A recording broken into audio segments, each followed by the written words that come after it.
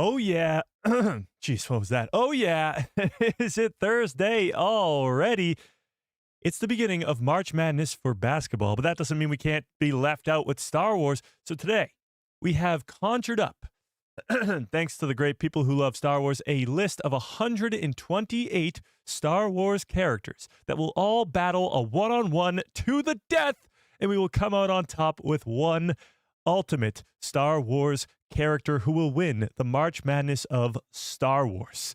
This is going to be one of the coolest things we've ever done on a live stream, and honestly, probably the most work I've ever done in preparation for a live stream ever.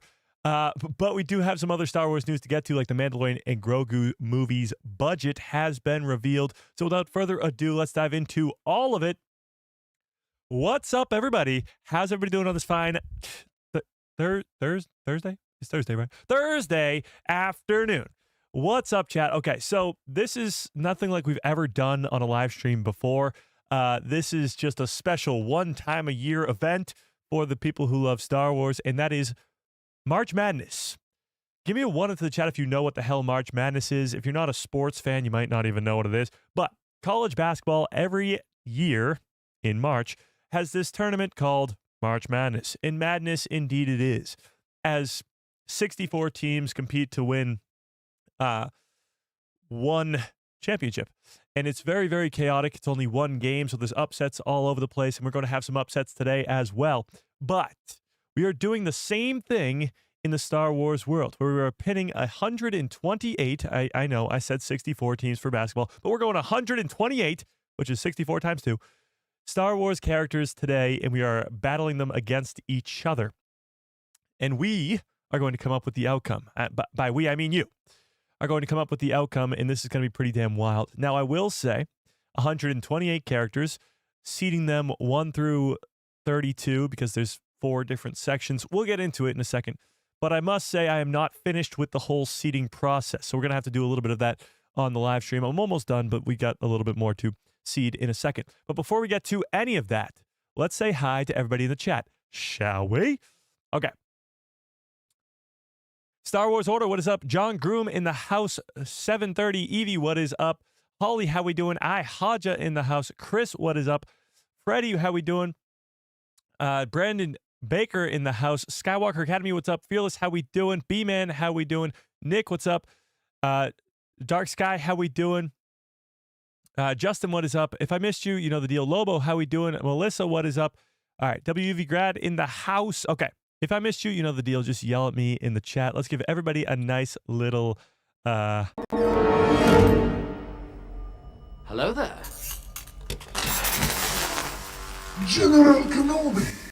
Okay, so let's get to the Mando and Grogu news first very quickly, because this March Madness bracket thing with 128 characters is going to take us quite a bit of time in the majority of our live stream today. But let's get to the big news of the day that I really wasn't expecting to even talk about, but let's talk about it. The Mandalorian and Grogu movie has just released its budget, and honestly, it's quite a surprise. I don't even know if it's a surprise to be sure, but a welcome one, but it's a surprise nonetheless. So let's read this, shall we? Before we get into the March Madness bracket, before we do all that fun stuff, let's talk about this. The Mandalorian and Grogu movie had a $166 million production budget. Now, let's just say this is low. Let's just say that this is low. Now, is low a bad thing or a good thing? Well, we're going to talk about it, but this is the lowest of the low. Really, really low. But let's read on. The California Film Commission revealed today that the total of 51 films have received tax credits to shoot in California. The list published on their website included the upcoming Star Wars film, The Mandalorian and Grogu. We had already learned last year that this would be the case, but the tax credit would be near $20 million. But the list also revealed that Jon Favreau directed film had a $166.438 million budget after shooting for 92 days between late June and late November last year. The filming is currently in post-production right now, in the debut teaser trailer in front of D23's audience last August, which still hasn't been released publicly yet. The movie will also be the center topic of an hour-long panel at Star Wars Celebration in Japan a month from now. Actually, less than a month from now. But the main cast is expected to be revealed there, as well as some early plot point details and a larger trailer, though that only time will tell if that footage will be also released publicly. I'm guessing the trailer at Star Wars Celebration is going to be released publicly, but we'll get to that in a little bit. Sorry. For now, we know that Pedro Pascal is back voicing the titular role, and Sigourney Weaver is a supporting cast as a New Republic, colonel who sends Din Djarin on a mission in the Outer Rim. Dave Filoni co-wrote the script with Jon Favreau. All right, but let's talk about these budgets, shall we? The Mandalorian Grogu movie comes to theaters on May 22nd, 2026. It'll be the cheapest feature film that Lucasfilm has made since Disney acquired the company in 2012. The cheapest Star Wars film since they acquired the company. The Last Jedi was the most expensive film with a $312 million budget. That is double insane. Rogue One had $200 million, which was the lowest up until this point, but it's worth noting that the numbers can vary from source to source. Listening to a public website that reports its tax credits in the UK have a budget of The Force Awakens being at least twice the number that was provided by Collider. Interesting. So I guess time will only tell. But this is literally half the budget of The Last Jedi or close to half, and it's the cheapest Star Wars movie to date. Now, is this a good thing? Is this a bad thing? Well, there's pros and there's cons. If the movie sucks and the CGI sucks, then it's a bad thing. But if they found a way to make a cheaper movie, well, then that's a great thing. Profits, profits, profits, as the great me would say, I guess. Profits is all that's important, I guess, as a business, and you want to make the best product for the least amount of money, right? Well, this could eventually become a bad thing if the movie bombs and they go, the budget wasn't there. There's also the fact of marketing. Marketing is a big piece of the budget in terms of creating a movie. And I'm sure at least you're going to see $50 million to $100 million of budget thrown into the Mandalorian Grogu movie in the year leading up to the film. Trailers, TV spots, all that crazy stuff. Super Bowl commercials, like that stuff costs a lot of money. So I think this early number of 166 million is just that, an early number. And I think it will change. It will probably go up quite a bit, closer to that 250, maybe even closer to a 300 range. But I don't think this is the final number. Nowhere close. However, it's a number nonetheless. And $166 million thrown into a movie is a lot of money. And I'm hoping that it's going to lead to a great Star Wars film in a year from now with the Mandalorian and Grogu movie. Only time can tell, and only I can hope. But that's the news, and I'm sticking to it. And now, let's get to our bracket, shall we? Now, like I mentioned before, I am currently in the seeding phase. It's very hard to seed 128 characters in the correct order. Let's put it that way. So we are in the process of doing so, and it's quite difficult, if I do say so myself. But with that being said, we are in the process, and I'm going to have you guys help me along the way. So this is what we got to do. We are ranking these characters 1 through 32 because there's 4 pools. So let's rip the Band-Aid off. We have 4 number 1 seeds because there's 4 different pools. So there's 4 different pools. They'll dwindle down into a final 4 with 1 coming out of each of those groups. And then we'll have a final 4 into a final 2, which is the final, and then 1 solid winner. But we have 3 number 1 seeds. Can anybody guess what those number 1 seeds are going to be? 4. What is wrong with me? 4 number 1 seeds. 4 of the strongest individual Star Wars characters in canon Star Wars. Can anybody guess what 4 characters those might be? By the way, we had the craziest day in Discord history yesterday. as we came up with this plan pretty last minute to make a March Madness bracket of 128 Star Wars characters. And I opened up a public document on Google Docs for the Discord, and you guys, in literally minutes, made an entire list. Now, I had to go back, and there was a couple duplicates, and we had to, of course, put them in a more specific order. But I said, give me 128 Star Wars characters, thinking it would take you guys like a couple hours, maybe. I don't know. It would have taken me a couple hours if I did it by myself. And then literally a couple minutes later, I got messages from Discord. We're done, Mike. Mike, we're done. Mike, hey, we're done. Mike, we're done. Yeah, it took us like 2 minutes. I was like, oh my God. But it was perfect because it saved me so much time. So I appreciate you guys. But it was insane. You guys were going wild. Okay, so top 4. We got some guesses here. Luke, Vader, Anakin, yeah. Obi-Wan, Yoda, okay. Palpatine, Yoda, Obi-Wan, Luke, Vader, Palpatine, Obi-Wan, Luke, Vader. Okay, so you guys are on the right track. You're definitely on the right track. Vader and Anakin are the same character in this instance. So they'll be one in the same. Yeah, absolutely. Okay, so your 4 number 1 seeds, chat, your 4 number 1 seeds, Obi-Wan did not make the cut, sorry, are Anakin Skywalker, as you predicted, Palpatine, Yoda, and Luke Skywalker. So we got 2 Skywalker boys at the top, Palpatine and Yoda, all number 1 seeds. And then it goes down from there. Your 4 number 2 seeds, Count Dooku, Mace Windu, Obi-Wan, Darth Plagueis. Your number 3 seeds are Qui-Gon, Ahsoka, Mother Talzin, surprise entry, and Darth Maul. Then you got like your Cal Kestis's, your Reys, your Kylo Rens, your Chimers, your Snokes, your Ventresses, your it goes on and on and on. But your 4 top dogs in this race are Anakin Skywalker, Luke Skywalker, Yoda, and Palpatine. So what we're looking at, and now let's start the tournament. Are we ready, chat? Are we ready to start this damn thing?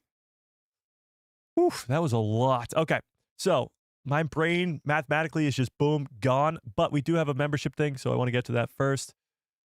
So let's do this. Are they playing basketball? No. So that's a great question, actually. What are these characters doing? That's a great question. So we can go one of 2 ways, I think, and huge shout out to Darth Drafter for the 8-month membership badge. Says hello there. I appreciate it. Let's talk about that. They're not playing basketball. We'll put it lightly that first. What are they doing? Is it a one-on-one battle to the death, or is it just a what character is better? Who do we like more? Is it a popularity contest, or is it going to be a battle to the death? I personally think it should be a battle to the death.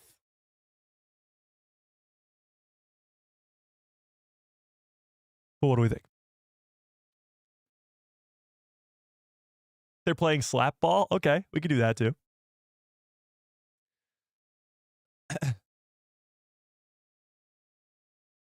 Don't worry, Fearless.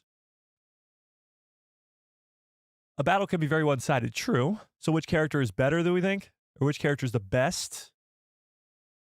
We can do a combination of both. All right, let's just start it up. Let's just start it up. Okay?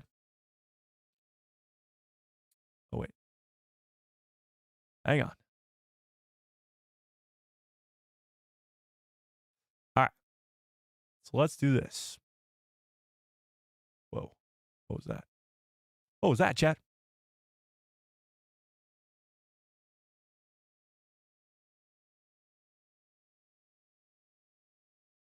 All right. Perfect. Schlag. All right. This is going to be crazy. Okay. So here we have it. I like the dark mode better. That's not bad. All right, chat. What do we like the most here? I'm kind of liking the dark mode there. Red is too red.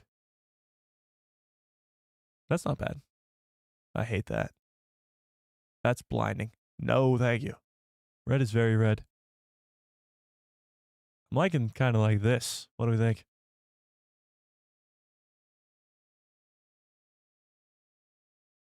The blue one? Which blue one? This one? I kind of like that one. Or that one. That's a little weird. I like this one probably the most. Either that one or like the dark one. Or the dark blue. So what do we think? Dark blue, light blue, red, gray, dark, that sort of color there. This is no. This is no. Absolutely not. Not a fan of that either. Nope. Those are all no's. I like that. I like that. I like that. I like that. That's just blindingly white. What do we think? Oh, we got a member. Hang on. Hang on. Oh, Thrawn Kill. Welcome to the people who love Star Wars.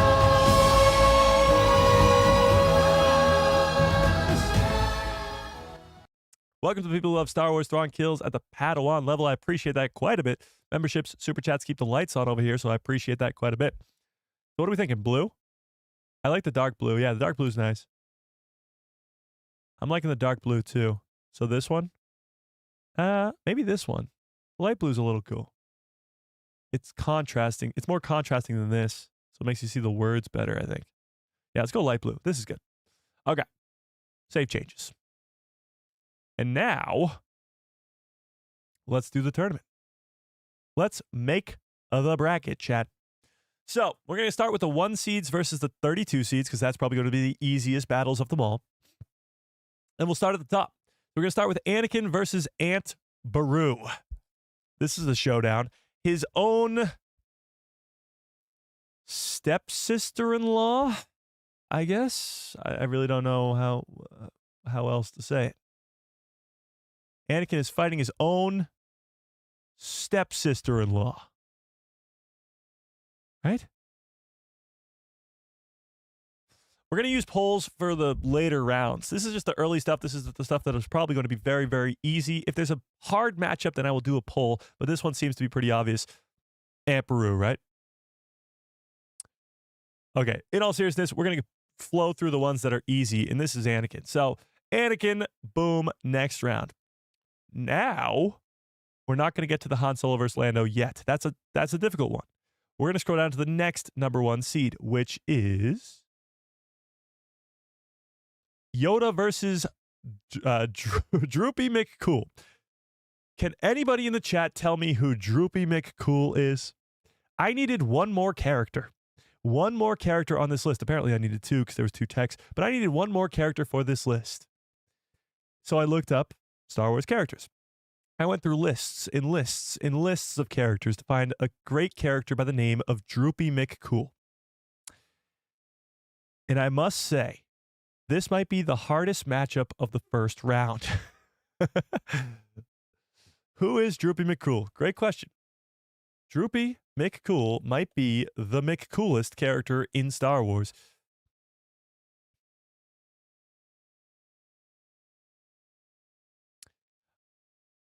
Droopy McCool, known as... Droopy McCool, known as his stage name, Snit. He was the lead horn player in the Max Rebo Band.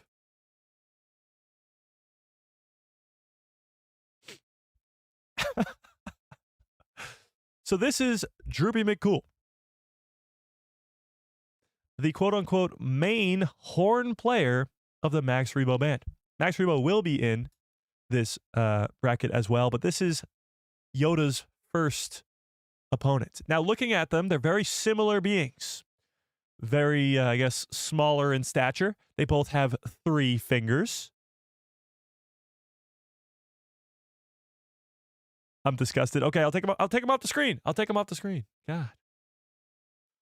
But in all seriousness, I mean, this is obviously not even a competition. Yoda takes the first round versus Droopy McCool. Sorry to see you go, Droopy. I mean, you look like a legend, but not in this bracket. Okay, moving on to the next. Next up, we have... Actually, let's zoom in on this maybe one more time. Even better. Okay. Next up, in the next bracket, we have Palpatine versus Stinky the Hutt. Now, here's the deal. Stinky the Hutt will be in the Mandalorian and Grogu movie, as we talked about earlier. But we've only seen the Stinky from the Clone Wars movie. So could Stinky the Hutt become one of the most powerful beings in the entire galaxy in the Mandalorian and Grogu movie and absolutely destroy Palpatine? Yes. But is he right now? No. For those reasons, Palpatine takes the cake. Boom. What if I just... Nah, that should work, but whatever. Okay, so Palpatine takes the first round. Our final number 1 seed is Luke Skywalker. And he, in fact, much like Anakin, who has to kill his own sister-in-law, stepsister-in-law, Luke Skywalker is going to have to kill his own uncle. So Luke Skywalker versus Uncle Owen, I mean, one of the most legendary characters of all time, one of the most powerful Force users in the entire Star Wars canon, versus Luke Skywalker. Now, Luke Skywalker, of course, takes that first round. So all number 1 seeds are moving past the 32 seed. No surprise there. Luke Skywalker obviously deserves to be his own uncle. But that brings us to the 2 seeds. So starting at the bottom, we have Darth Plagueis versus Bail Organa. Now, Darth Plagueis is a pretty interesting one. Having only made 1 canon appearance, because yes, these are only canon characters, we don't truly know the full extent of Plagueis' power. However, have you ever heard the tragedy of Darth Plagueis the Wise? Well, he is the guy who tried to keep himself alive for a long, long time. So, Bail Organa, not having much, I guess, experience in battle, being a senator, I think he's going to go down pretty damn easily. And for those reasons, Darth Plagueis takes the cake. But Darth Plagueis is going to be a pretty interesting one moving forward, because who can he beat and who can't he beat? Sorry, Owen, I got to be a Jedi, and your own death is a canon event. That would pretty much be how it goes. Ben, what's up? Yeah. Yeah. Okay. Next second seed we have is Mace Windu versus cereal. Now, if eating cereal was a superpower, if eating cereal could stop the Force, then yes, cereal would win. Again, much like Stinky the Hutt, could Cyril become a Force user and one of the most powerful characters of all time in the Star Wars canon in Andor Season 2? Maybe. But is he right now? Is he right now one of the most powerful beings in the entire universe? Would he go toe-to-toe with a character like Mace Windu? Well, no. So for those reasons, Mace Windu takes the cake. Again, a character like Mace Windu moving forward, who can he beat and who can't he beat? That'll be pretty interesting. Oh, hang on, we got a super chat. Hang on. Darth Racoonar with a very generous $5 holla. I appreciate that quite a bit. Says, Mike, I know you're not doing impressions in a different language, but could you please do a German version of I Am the Senate? Hashtag Sid wins. Well, Sid is not going to win, and I'll make damn sure that happens. But can I do an impression in a different language? I'm going to say no. I'll do the I Am the Senate impression for you, but I'm not going to do it in German. If I knew how to speak in German, then yes. I feel like that's just sort of making fun of German people, and I don't really want to do that. So let's just do the English version. But yeah, we'll do that instead. In the name of the Galactic Senate of the Republic, you're under arrest, Chancellor. Are you threatening me, Master Jedi? The Senate will decide your fate. I am the Senate. Not That's pretty good. your fate. I am the Senate. am the Senate. Not I am. Oh my God, how does he do that with his voice? I am the Senate. That's pretty tough. your fate. I am. I am the Senate. That's pretty tough. Okay, but I appreciate it, Dr. Racoonar. I really, really do. Super chats, memberships, keep the lights on it. It's treason then. It's treason then. Okay, but I appreciate it. I really, really do. Super chats, memberships, keep the lights on over here. But let's get back to this, shall we? So Mace Windu takes Cyril unless Cyril is a superpower pretty damn easily. Next, number 2 seed brings us to Obi-Wan Kenobi versus Poggle the Lesser. Now, these two characters, for the first time in our ranking system here, have crossed paths before in the Clone Wars and in Attack of the Clones. And let's not forget who won those crossing of paths. That would be Poggle the Lesser. Now, not in a one-on-one battle, obviously, but he does capture Obi-Wan on Geonosis with the help of Dooku and others, but he does capture him during the Battle of Geonosis, and he does escape from the Republic in the Clone Wars.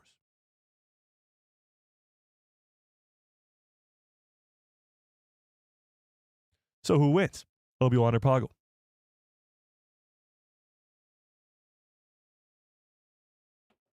Who is this guy? Oh, you don't know who Poggle the Lesser is? Okay, let me show you. Poggle the Lesser. Again, one of the greatest names. Not quite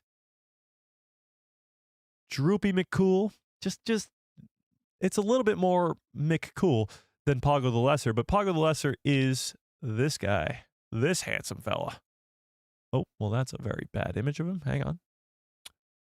This handsome fella from Attack of the Clones and the Clone Wars, I guess. Is he in Revenge of the Sith? He might be in Revenge of the Sith as well.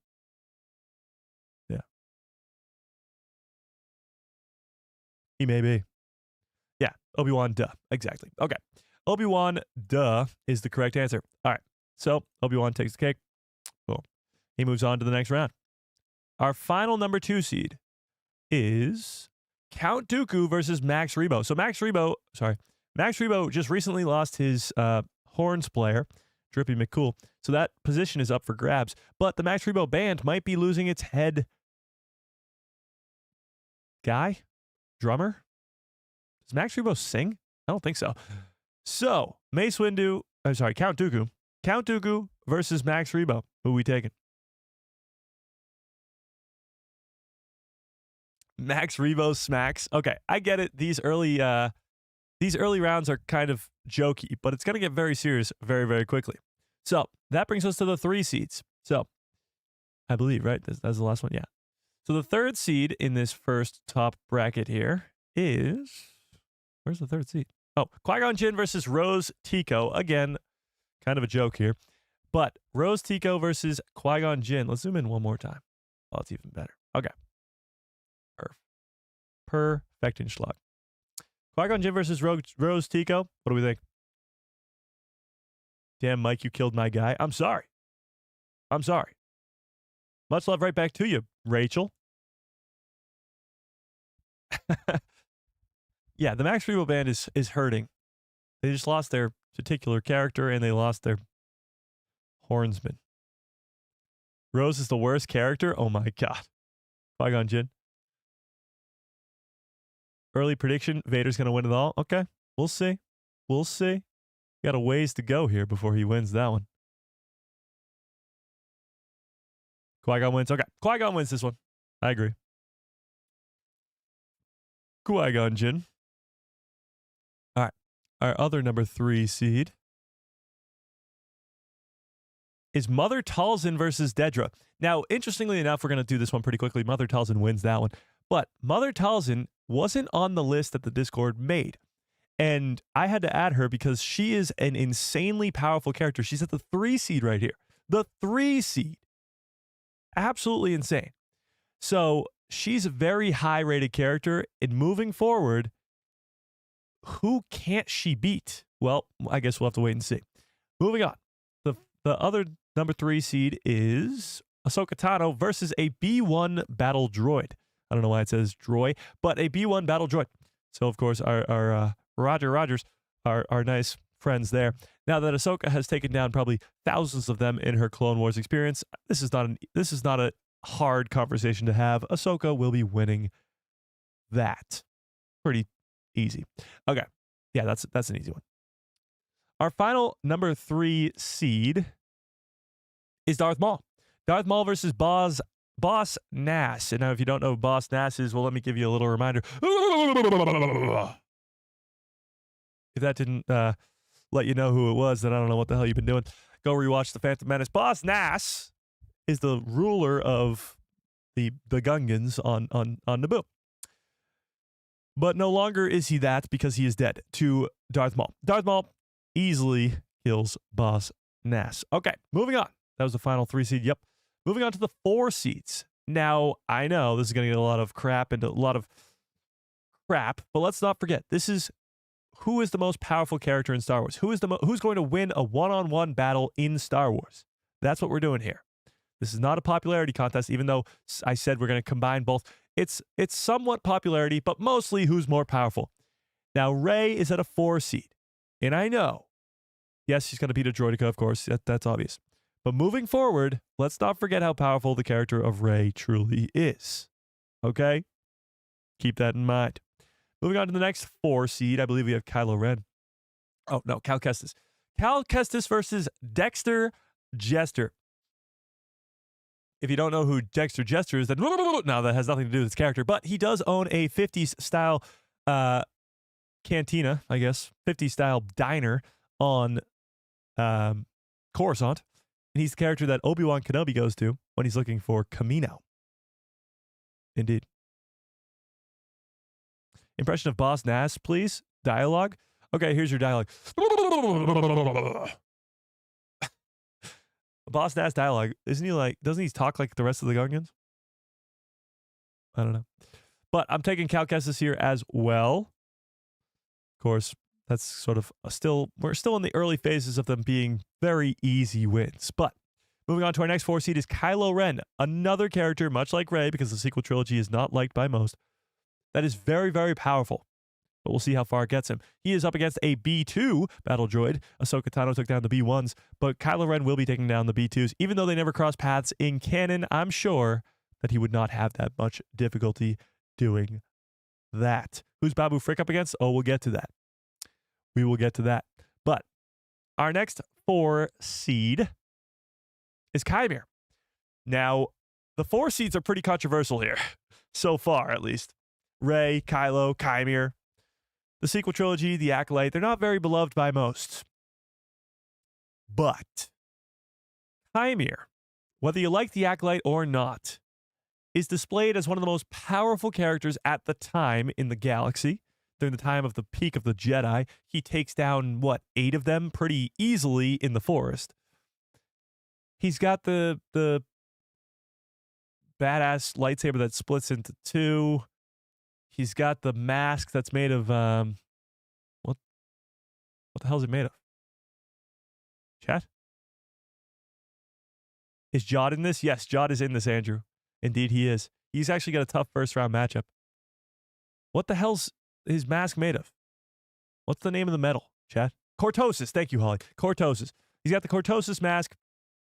Oh, he's just badass, and he's so ridiculously powerful. He takes down Jedi after Jedi after Jedi like it's nothing. So yes, he deserves a 4th seed. In Balatik, I am so happy to see go, because all you guys want to do is hear my Balatik impression. He's going to die immediately. Chimere chops his head off, snaps his neck, stabs him 3 times in the chest, does whatever he wants to do because he's awesome. Got it. Okay. Moving on. Oh, that was the final 4 seed. Moving to the 5 seeds. So the first 5 seed we have here is Snoke versus Satine. Now, Snoke is going to be an interesting one. I do think he takes Satine pretty easily, but he is really just a puppet of Palpatine. However, he does display a very strong power through the Force in the sequel trilogy. It's pretty damn... He is a very powerful character. So moving forward, it'll be interesting to see how that works. But moving on, our next 5 seed, is General Grievous. Now, Grievous doesn't have the Force, so moving forward, he's going to be a very difficult one as well. But he's versing Jyn Erso, and as much as I love Jyn Erso, she is an early exit in this bracket. I mean, 4 lightsabers, General Grievous, his experience in the Clone Wars, it's not much of a conversation here. Not really. Okay. Moving on. The next 5 seed we have is Asajj Ventress versus R2-D2. Now, R2-D2 has quite the plot armor here. He does survive through it all, so that's kind of very difficult to do. But in a one-on-one instance where there is no plot armor involved, I mean, it's a lightsaber force-wielding badass versus Asajj Ventress. No, versus R2-D2. So it's kind of not that big of a conversation. As much as I would love to see R2-D2 win, if this was a Star Wars movie or a Star Wars show where plot armor is prevalent, then R2 would somehow win. But let's just say R2's a goner. Okay, R2's dead. R.I.P. R2D2. Let's move on. We don't have to cry about it. Okay, moving on. Our next 5 seed is Ezra Bridger. Now, let's not forget how powerful this guy is, as he's easily going to take down C-3PO. R.I.P. C-3PO. He just talked through the whole thing as he chops off his head. The probability of you winning is 0, buddy. Zip. Nada. Ezra Bridger's my early favorite in this bracket. An early favorite, Ezra Bridger. Melissa, what's up? Okay. Moving on to our... Nope, that was it. 6 seeds. We got Plo Koon versus Hondo Ohnaka. Plo Koon at a 6 seed is kind of low, not going to lie. Most of his power that we see comes from Legends, so that kind of negates his power, I guess. But Hondo Ohnaka, just a pirate. I mean, he's a good pirate, but he's got nothing against Plo Koon. That's a pretty easy one. Plo Koon moving forward will be an interesting conversation as well. All right, next 6 seed is the Grand Inquisitor versus Maz Kanata. Now, does Maz have Luke's lightsaber? No, but even if she did, she would still lose. The Grand Inquisitor wins that one easily, but let's not forget the Grand Inquisitor falls to Kanan Jarrus fairly easily. And that's when Kanan isn't really full potential Kanan. All right, next number 6 seed is Savage Opress versus a BD1 droid. Obviously, BD1 RIP, but Savage, although he loses to Palpatine with the help of Maul, he's a very powerful character. And I think Thrawn's going to have him in the next round, and he's not going to be too happy about that. Our next 6 seed is Kit Fisto versus Elon Sleaze Bagno. Now, we have to have a serious conversation about this one. And if you don't know who Elon Sleaze Bagno... Give me a 1 into the chat if you know who Elon Sleaze Bagno is. Anybody? Anybody? Because if there was anybody who could take down Kit Fisto in an early round like this, it's Elon Sleaze Bagno.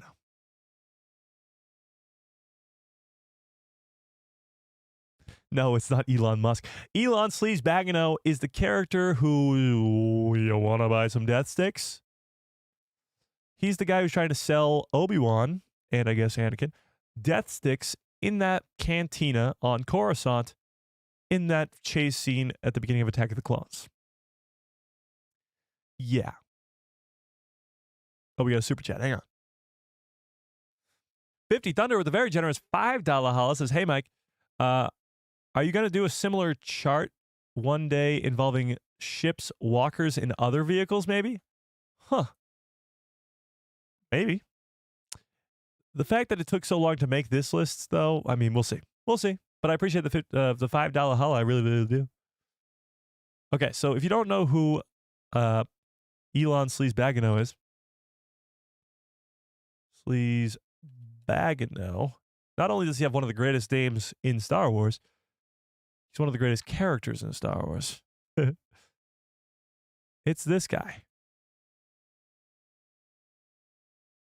The guy who tried to sell Obi-Wan some death sticks. So, with that being said,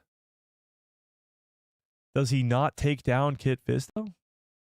Does he not just feed him some death sticks and take him down?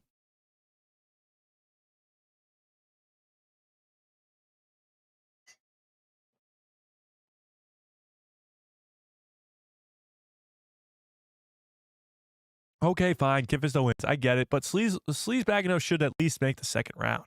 Whatever. Okay, you guys stink. All right, let's keep going. Oh, wait, that's it. All right, moving on to 7 seeds now. Who is the 7 seed? The Bendu. Now, the Bendu, I made sure was put on the list. I gave you guys directions, and there weren't many, was to give me 64 Star Wars characters. It eventually turned into 128 Star Wars characters, but I only requested 1 character beyond there, and that was the Bendu.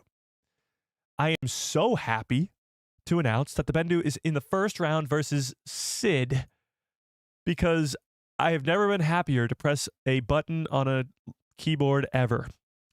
The Bendu destroys Sid. Not just destroys, but absolutely obliterates her to atoms. But the Bendu is a very powerful character. And when provoked, how powerful can he truly be? Well, we'll see. We shall see. Moving on.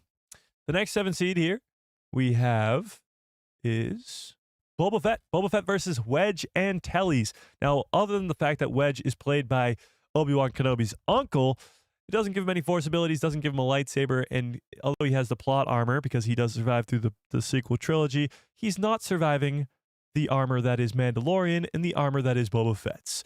Boba Fett takes this one fairly easily, if not fairly, extremely easily. Even in a firefight in the sky, X-Wing versus Slave 1, Boba Fett takes it every time. Our next 7 seed is Jango Fett, another Fett, versus Babu Frick. So Babu gets a pretty tough entry in the first round. Could Babu Frick win this battle? I mean, maybe if he's programming some droids to protect him, but a one-on-one versus Jango Fett, sorry, Babu, you're done. So all our favorite characters, all our early on favorites here. Now, maybe we could do this bracket again where it's popularity and who we like more. We can do that after. But just in terms of who would win in a fight, it's not even close. As much as I love Babu Frick, as much as I love Elon Sleaze Bagano, as much as I love Max Rebo and Droopy McCool, they're not winning these fights, sadly. So that's our 7th seed there. And our final 7th seed is Ki-Adi-Mundi. Ki-Adi-Mundi gets to do the honors in slicing that flying Sleaze Bagano out the sky with Watto. He's finally a goner. Ki-Adi-Mundi does the deed instead of Anakin Skywalker getting back redemption for his family. It is Ki-Adi-Mundi who takes it. Okay, now our 8th seed as we move on here. 8th seed here, first up is Morgan Elsbeth versus Ben Quadranaris. Now, Ben Quadranaris is one of the greatest pod racers of all time. And to be a good pod racer, as Qui-Gon Jinn explains in The Phantom Menace, you have to have some sort of reflexes, Jedi reflexes, that is. And Ben Quadranaros is obviously an undercover, super powerful Jedi master. Now, Morgan Elsbeth, a very interesting character moving forward, as she does have Night Sister magic, and we did see her go toe-to-toe with Ahsoka Tano in Ahsoka. Ben wins easy. Okay, guys, we will come back and do this again with who we want, who we like more. But for now, we're doing one-on-one battles, and that's Morgan Elsbeth.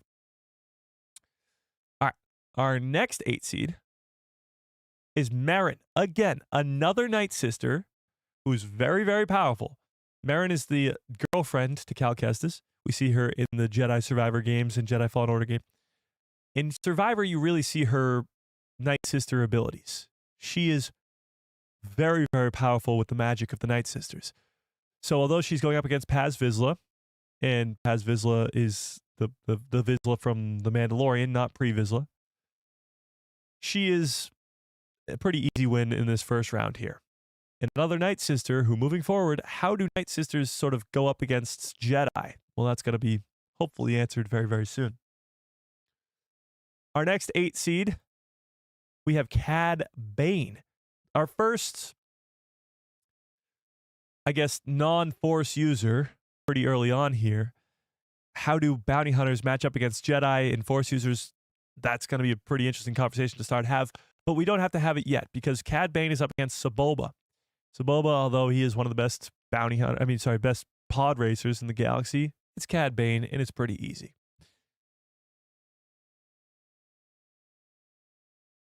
Okay, and our final 8 seed here is Sabine Wren. Sabine Wren versus General Hux. Easy win for Sabine, but let's not forget, Sabine is a recent new Force user with 15 years of Force using experience and Jedi training from Kanan Jarrus and Ahsoka Tano. Now owns her own lightsaber, which was Ezra Bridger's before. But let's not underestimate the 8 seed that is Sabine Wren moving forward. Okay, but she does have a very, very difficult second round as we have a 9 seed Master Soul versus Zeb Aurelius. No offense to Zeb, love the guy. He's not beating Master Soul. Master Soul is a very powerful Jedi we see in the Acolyte. and it's not that close. But this matchup, as we move forward, will be a very interesting one. So that's our 9 seed there. 9 seed Balin Skull. Now, some of you might be already saying that 9 for Balin is very low. We see how powerful this character is in the Ahsoka series in his one and only appearance. He does beat Ahsoka Tano. Like, kills her. Now, you could argue that she was distracted by Sabine and Shin Hati, and yeah, true, but even still, up until that point, he held his own with this character. He has training from the Jedi Temple on Coruscant. He's a survivor of Order 66. He's going to be a tough guy to beat moving forward, even though we only have the one appearance of his character in Ahsoka Season 1. But with that being said, he easily takes down Orson Krennic, unless Orson Krennic becomes this crazy powerful character in Season 2 of Andor, but I doubt it. Moving to our next 9 seed, we have Yaddle versus Padme. Yaddle we don't really get to see in much action in the Star Wars universe, other than in Tales of the Jedi, where we get to see her go toe-to-toe with Count Dooku. But she is a Yoda species. She is going up against Padme Amidala, so I think she easily takes this first round, but moving forward, how powerful truly is Yaddle? I don't know. We'll see. Our next 9 seed is Bo-Katan.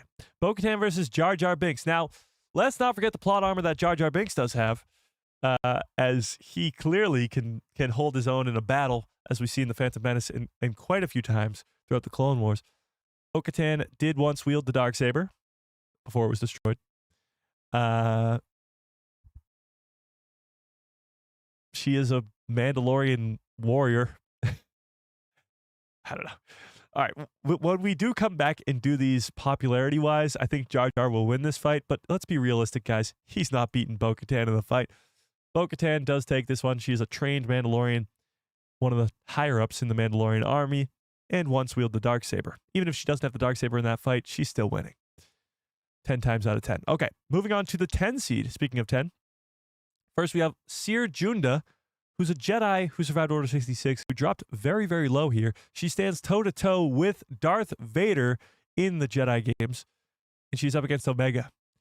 Omega might be Force-sensitive, might not. We don't really know yet, but she is still losing to Seer Junda.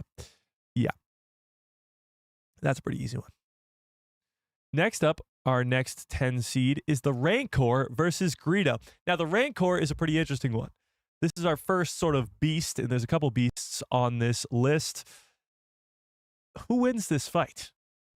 And be realistic here. The Rancor goes toe-to-toe with Luke Skywalker. Almost eats him. We've seen him eat a bunch of different things and go crazy on the whole thing. He kills Greedo pretty easily, but then the question becomes, well, who wins this next round? We don't have to answer that yet, but it'll be interesting. Okay. We do have other monsters in this, by the way, and we'll get to them in just a second. The next 10 seed is Din Djarin, and he is fighting against Echo. As much as I love Echo, he is definitely going to die to Din Djarin. Din is one of the best bounty hunters we've seen in Star Wars, and it's pretty easy first round. So we'll go right past that one. Our last 10 seed, and this is an interesting one, the Krayt Dragon versus Jabba the Hutt. Now, this is an easy win for the Krayt Dragon, obviously, because Jabba can't really do much without his sidekicks. But, again, a Krayt Dragon. How are we going to take that down? The Bendu has to fight the Krayt Dragon in the second round. How is that going to go? I don't know. But the Krayt Dragon, of course, wins that one fairly easily. In our last 10... Oh, wait, that was our last 10 seed. Okay. Our 11 seed, Bode versus Pre Vizsla. Now, honestly, this might be our first sort of actually tough matchup here. Like, in all seriousness. Bode is the guy who turns on Cal Kestis in the Jedi games. Spoiler alert. He was a Jedi who survived Order 66, from what it's explained. He does have Force abilities. He does have a lightsaber. And he's going up against Pre Vizsla, a fully trained Mandalorian let's say for shits and giggles, Pre does have the Darksaber. Who wins this fight? Who's Bode? Let me pull up a picture of Bode. Bode, Jedi Survivor.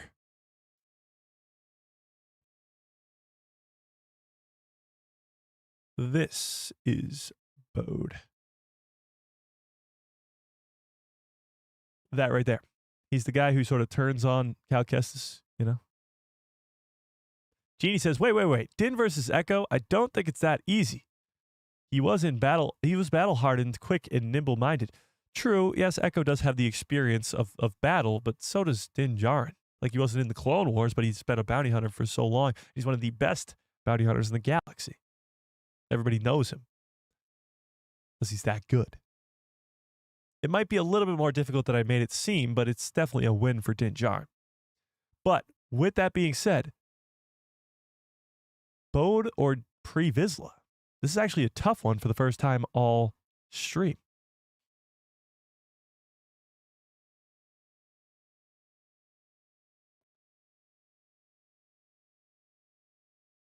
Like, it feels like you're making the choices, not us. Well, that's because most of these are very easy at the beginning.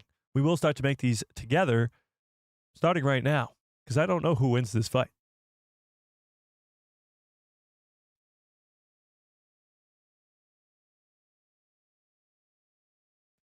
Interesting. I see a bunch of Bodes, and I see a bunch of Prees as well. Some people don't even know who Bode is. So we're taking Vizsla here. This is a big upset. I like it, though. Are we taking Pre Vizsla? This is a big upset. 22 seed beating the 11 seed. Pre Vizsla has the armor. That's true, too. All right, we're going Vizsla. I see a lot more Vizslas. Big upset in the first round. Pre Vizsla takes the 22 seed. Pre Vizsla takes on the 11 seed Bode. Okay, moving on. Our next 11 seed we have is Thrawn. Thrawn versus Tarkin. Now, maybe in a strategic mind, actually, no, Thrawn would win that too.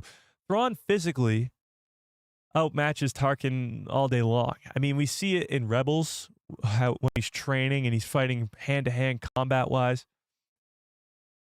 Tarkin just doesn't have that. It just seems like Thrawn takes this pretty easily, right? Pre-lost to Kenobi. True, but that's, I mean, Kenobi is way more powerful than Bode. Thrawn all day. Thrawn. Yeah, we got to go Thrawn here. Thrawn for sure. Thrawn in a hand-to-hand combat, one-on-one, takes Tarkin all day long. Okay. Next up.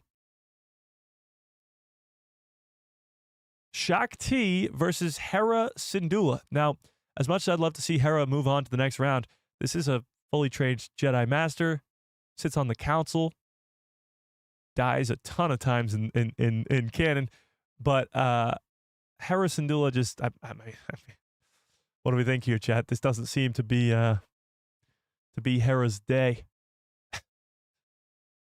Yeah. Shaak Ti. Yeah, I agree. Okay, Shaak Ti it is. R.I.P. Hera Syndulla. Okay, Shaak Ti moves on. Actually, that's a great second round, Shaak Ti versus the Grand Inquisitor, but we'll get to that in a second. The next, what are we on, 11 seed? 11 seed is Shin Hati versus Luthen Rael. Now, things can change very quickly in Andor Season 2 if Luthen's revealed to be a Jedi or a Sith or something to that extent. But as of right now, as we know him, Luthen is not. And Shin Hati became a fan-favorite character, much like Luthen did, in Ahsoka Season 1. And she is badass, wields a lightsaber, wields the Force. But what do we think? I know Luthen's a fan favorite. Luthen outsmarts her. Interesting. But in a one-on-one fight, can he really do that? Was Saw Gerrera on this list? No, he actually wasn't. No, he wasn't. That's pretty interesting. I know, 128 characters seems like a lot, but I'm sure we missed a lot of characters. I'm seeing a bunch of Shins, but I am seeing a few Luthens too.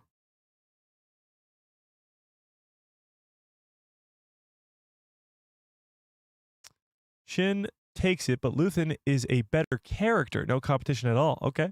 Well, I feel like Luthen has far more to do in the one season that he's had than Shin does. Yeah, Shin has the lightsaber. Yeah, I think so too. It's an interesting one. When we come back to do this for the second time around with just popularity contest-wise, then maybe Luthen will win. But I think Shin Hati takes it with her Force abilities and her lightsaber. All right, moving on to number 12. Our 12 seeds here. This is a pretty interesting one. We got the Zillo Beast versus Yord. The Zillo Beast versus Yord.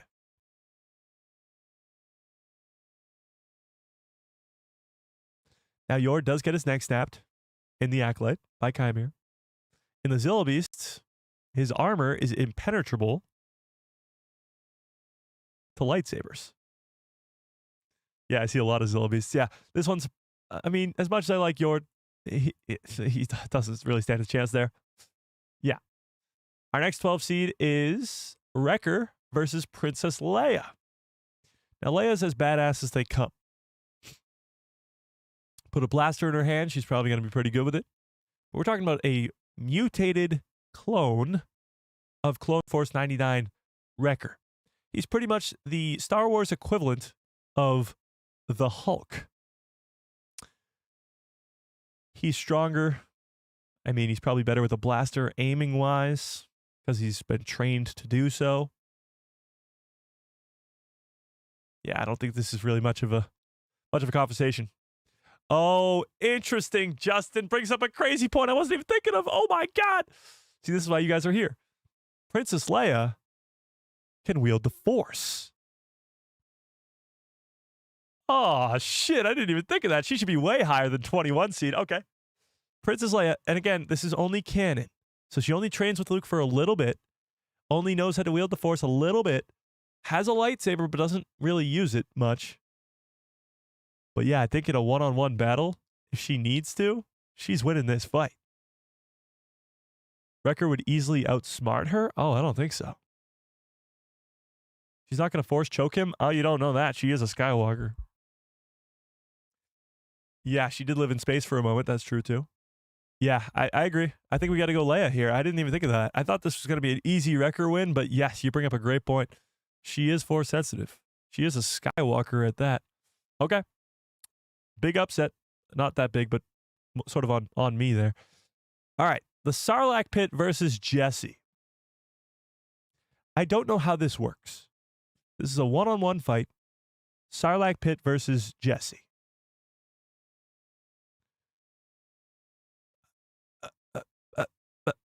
I don't know. I don't know.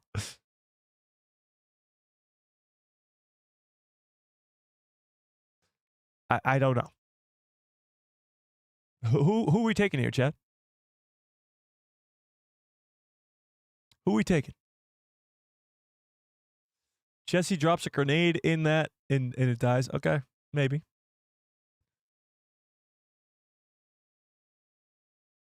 Mike versus chat. Mike wins that 9 times out of 9. Does Jesse fall in? Well, I don't know. Well, I guess the Sarlacc Pit could, like, it's got those tentacles, can reach out and grab him. But if he stays at a safe distance, I feel like he could just, I feel like the Sarlacc Pit may have been ranked too high. I get it's a powerful thing, but it can't move. So if Jesse just stays at a safe distance, then he could just, throw a grenade in there or do whatever. Throw a seismic charge. It's crazy when you think about it. The canon death for the Sarlacc Pit is the seismic charge. Pretty wild. Okay, so are we taking Jesse here? Who are we taking?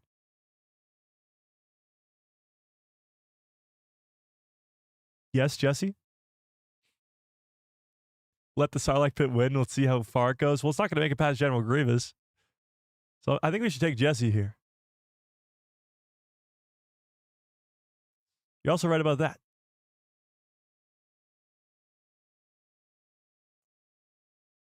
Yeah.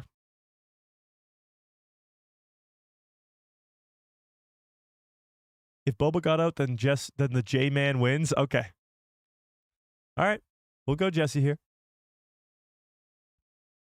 Jesse, big upset in the first round. Jesse beats the Sarlacc pit. All right. Our final 12 seed here. I think it's our final one. Yeah. Crosshair versus Jod Nawud. This, if there was a label for it, would be the most anticipated first round game. Jod Nawud. Yes, he can wield the Force. Not that great. He doesn't have much training. Crosshair's one of the greatest shots in Star Wars. So even if Jod has a lightsaber, will he be able to deflect all the blasts from Crosshair? I don't know. And is this Crosshair with one arm? Because Crosshair does lose his arm. This is an interesting one. Jod, although he wields the Force, is not that powerful with the Force. Because he's only got a couple days of training or a couple weeks of training as far as we know. And Crosshair is Crosshair. I mean, he's so ridiculously powerful. He's the best shot in the galaxy, probably. Interesting. Jod, Crosshair. Prime Jod wins. Jod was not fully trained, true. So Crosshair can shoot, yes. Crosshair will shoot him in the back from afar. Well, they'll obviously be facing each other.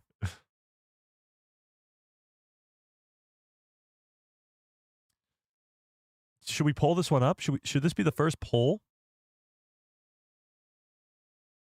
Let's pull this one up. Let's pull it up.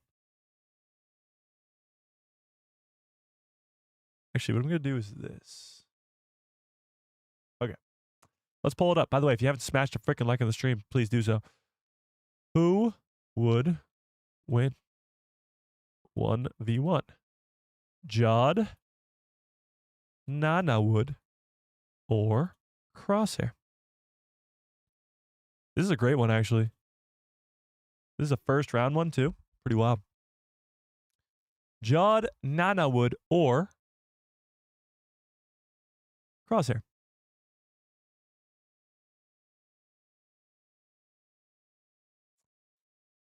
See, I see a bunch of you saying Jod. And yes, he can use the Force, but he's not that strong with the Force. And this poll says, at least right now, and I'll leave it up there for a couple more seconds here before we move on. Crosshair is currently at a 60-40 advantage. 62-40. 62-38 now. Huh.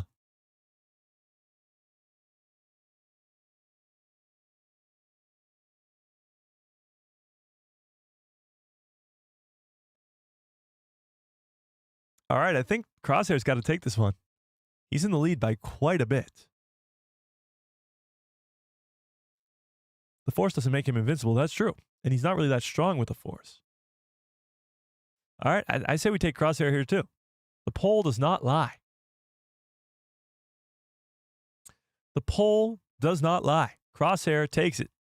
Pretty difficult one, but Crosshair does take the cake here. In a semi-difficult first round. Okay, that puts us, that was the last one, right? Yeah, 13. So now we're getting to the very close ones here, close ranking-wise. So, 13 seed.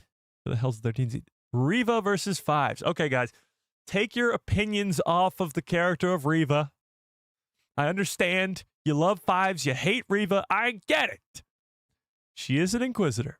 She is a Force user. She does wield that cool spinning lightsaber. And Fives is just a clone. Okay? Take it out of it.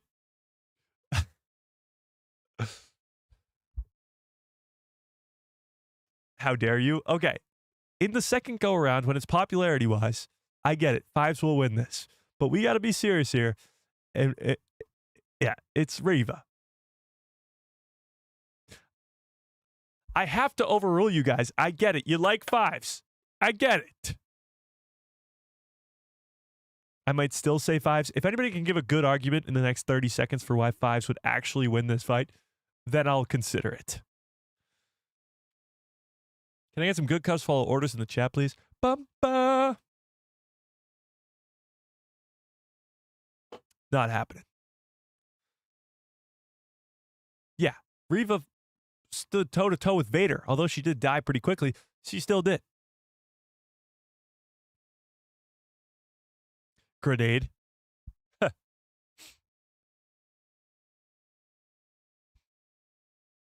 Reva is pretty incompetent and never did anything impressive fighting-wise. I mean, that's because her competition was Obi-Wan and Vader, two of the most powerful characters in Star Wars. And you'll see how far they get. The clone know Jedi, and they can do it. They know their weakest spots. Interesting, but this is one clone against an Inquisitor. Inquisitors trained with Vader, trained with the other Inquisitors, trained with the Grand Inquisitor.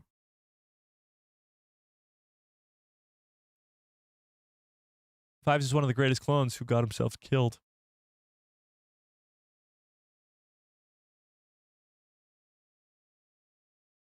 Reva almost lost to Beru and Owen. She was stabbed in the chest by Vader.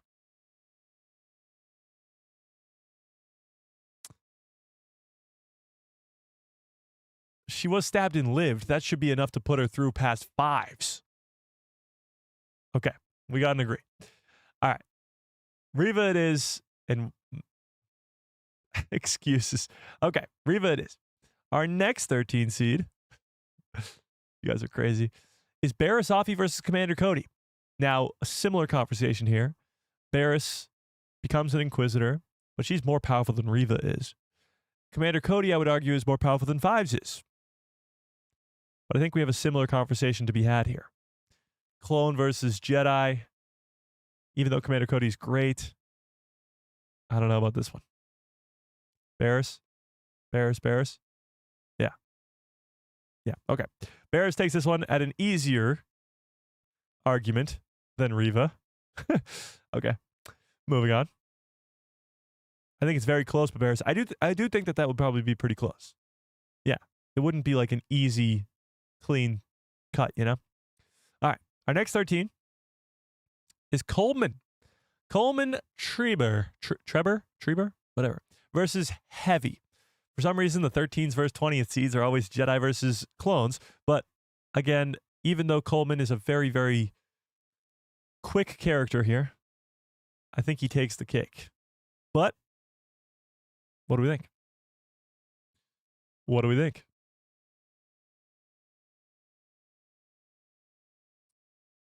KB, yeah, Job was the only Skeleton Crew character on this list. The Jedi dinosaur wins. I feel like Coleman's got a pretty cult following. Yeah. Heavy literally has a heavy gun. Okay, true. Interesting. We got some Heavy love in the chat too. He lost to Django, didn't he? Who? Oh, Coleman. Interesting. I like that argument. Heavy should win this because he's a clone of Django, and Django did kill Coleman Trebor. Huh.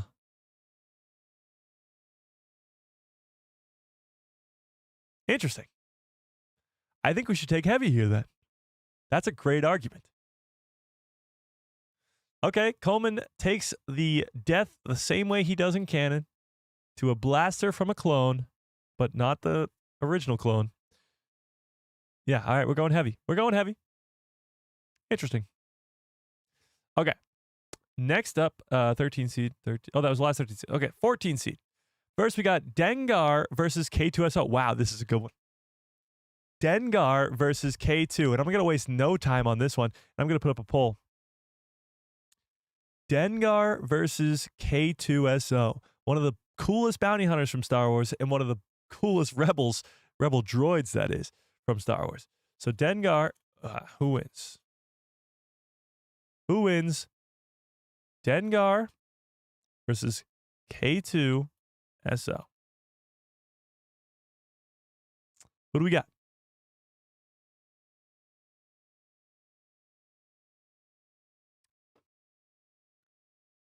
Dengar solos, K2. A lot of K2. Oh my God, this is 50-50 right now. All right, we're going to have to leave this poll up for a second. Going to have to leave it up. You got Bounty Hunter versus Droid. Now, granted, K2, if you've played the Jedi games, those K2 droids are pretty hard to take down. Yeah. Bro took on so many stormtroopers with nothing but brute strength and a pistol. True. K2 only in a sneak attack. Interesting. Interesting. Right now, K2 is taking a pretty sizable lead in the poll. This would be a pretty big upset. 19 seed versus a 14 seed. I think I kind of agree here. And we got over 20 almost 30 votes actually already on this poll.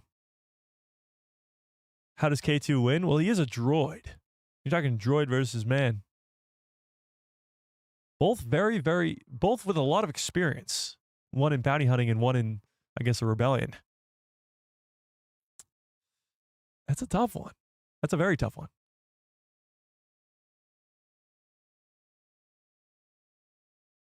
The winner of the fight isn't the person who can hit harder. It's the one who can take hits and stay standing the longest. K2 can take more damage.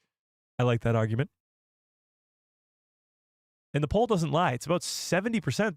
Wow, 70-30? Okay, fine. We're doing it. K2 takes the early upset on Dengar. There you have it. All right, our next 14 seed. Vanestra Rowe versus Grogu. Now, this is pretty tough because Grogu has a very bright future in front of him. He really actually has, I mean, he could become one of the most powerful characters ever in Star Wars. But as we know him now, he is not. He is just a child. And that is all he is. He's very powerful with the Force, but when he uses it, he sort of has to go to sleep.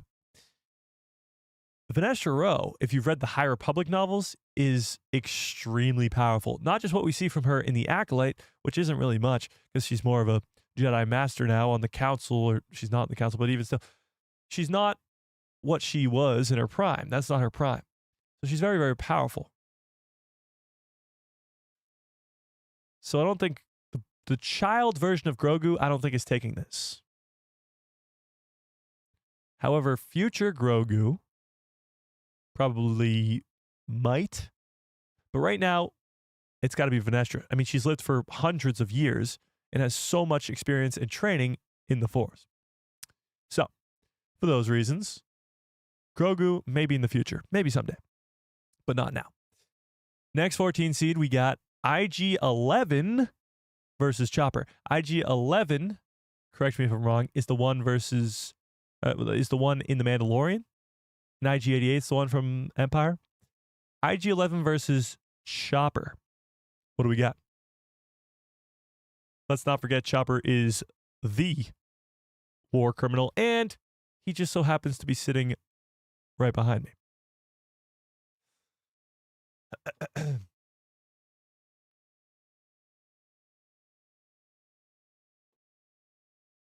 C. Lee says, this is so wrong. Uh-oh.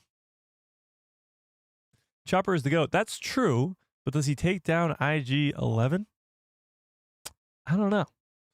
IG-11 is a trained assassin droid, programmed assassin droid. It's pretty damn badass. I don't think Chopper, in all of his wisdom, will be able to take him down. Chopper's not really a fighting type in that way, you know? Chopper has more kills. Yeah, absolutely. But I'm going to say IG-11. I think so too. Chopper can fly. Interesting. He can fly. But Chopper doesn't have like any blasters. Doesn't use blasters.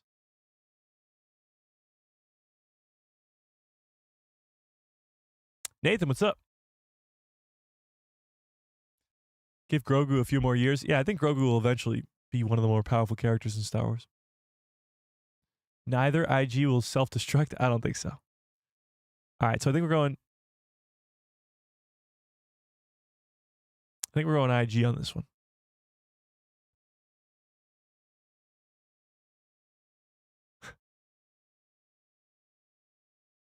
All right, fine. We'll pull this one up. All right, fine. The polls don't lie, so we're going to pull this one up. Who would win?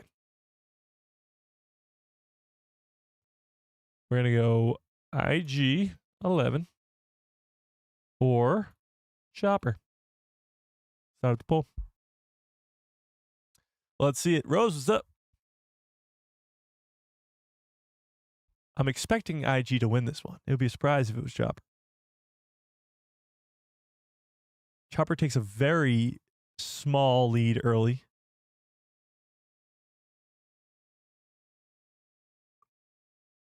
I'm just realizing how long it took us to do the first part of the stream, and we might not be able to do the fun one. Or we could go through it very quickly, but maybe not. Chopper takes a crazy lead. Okay, fine. All right, fine. Chopper wins it. Chopper wins it. I feel like you guys are sort of taking the logic out of this and just putting your own heart and soul into it. Not that that's a bad thing, but Chopper does win this one pretty handsomely. Okay, Chopper beats IG-11 somehow, some way in a very crazy, crazy events. Okay, next up, we got our next 14, which is Bosk versus Captain Rex. This is a crazy one. Bosk versus Captain Rex, a trained bounty hunter, one of the longest tenured bounty hunters in Star Wars canon, from the Clone Wars all the way through to the original trilogy and beyond. It's Captain Rex. Obviously, one of the top tier clones of all time. He's number one for me, but he's top tier. Who wins it? Rex hands down? Okay. Okay. I think Rex has more experience in terms of fights. Bosk is a good bounty hunter, but I feel like Rex... All right, fine. Jeez, so, holy Rex. All right, Rex. Rex it is. It's an upset, technically. Rex was a low seed, 19. Sadly, he's going to not beat Qui-Gon Jinn in the next round. Okay, that was the last 14, right? Yep. All right, moving on to 15 seed. Oh, wait, what? How do we have a 13 seed left? Did we miss a 13 seed here? We missed a 13 seed here, chat. My fault. Uriel Poof versus Captain Phasma. Now, Phasma in the books is a lot stronger than she is in the actual movies, but Uriel Poof is a Jedi Master, a member of the Jedi Council, and a very powerful Jedi at that. So I don't think this is really much of a contest. But waiting for chat's approval on this one. Uriel, Miss Poof. Finn beat Phasma, LOL. That's true, and Finn's on this list too. But I think that's more of a Uriel Poof wins this one, and I agree. I agree. Okay, now moving on to number 15s. 15 seeds. Kelnaka versus Moff Gideon. Now, before you quickly answer the Wookiee, because the Wookiee's obviously badass, let's not forget Moff Gideon stands toe-to-toe with Din Djarin. Now, Din Djarin, of course, not the greatest fighter, but still, it's something. It's something. Then you have to remember that Kelnaka was a cage fighter who could tear people's limbs off. And I think the Wookiee probably takes the cake here. But,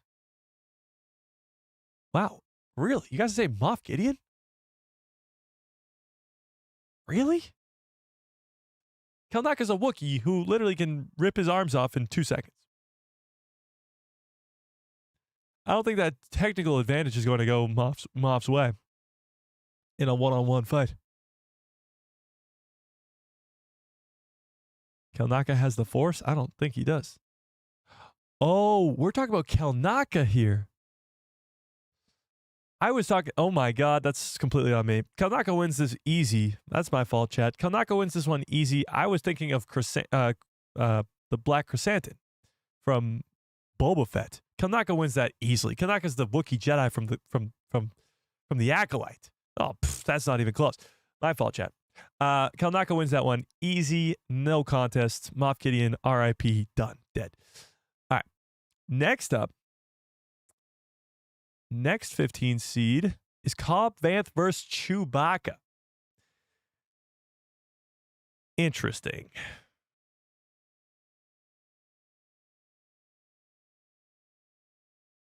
I don't know. This one's a tough one, chat. Chewbacca, of course, being the fan favorite of the group here, and I think he'll get a bunch of, I guess, fan votes.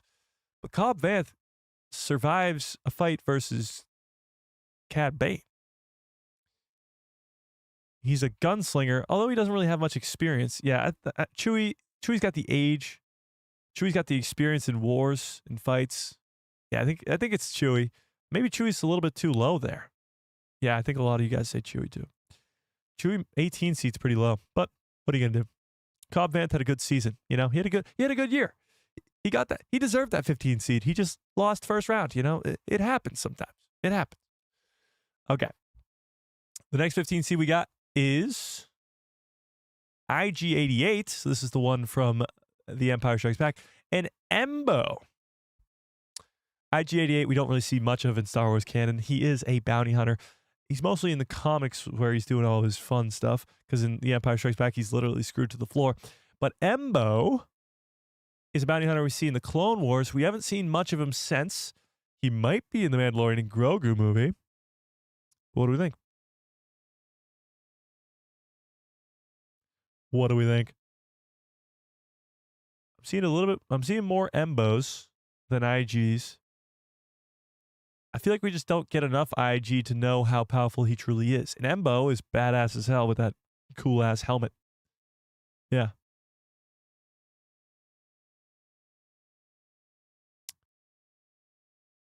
Oh, here come the IG-88s. Okay, fine. We'll pull it up. We shall pull it up.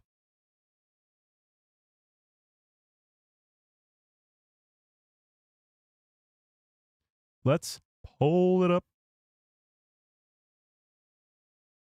Who wins? IG-88, oops, or Embo? Interesting. This is actually a really close one, just based off purely the chat right now.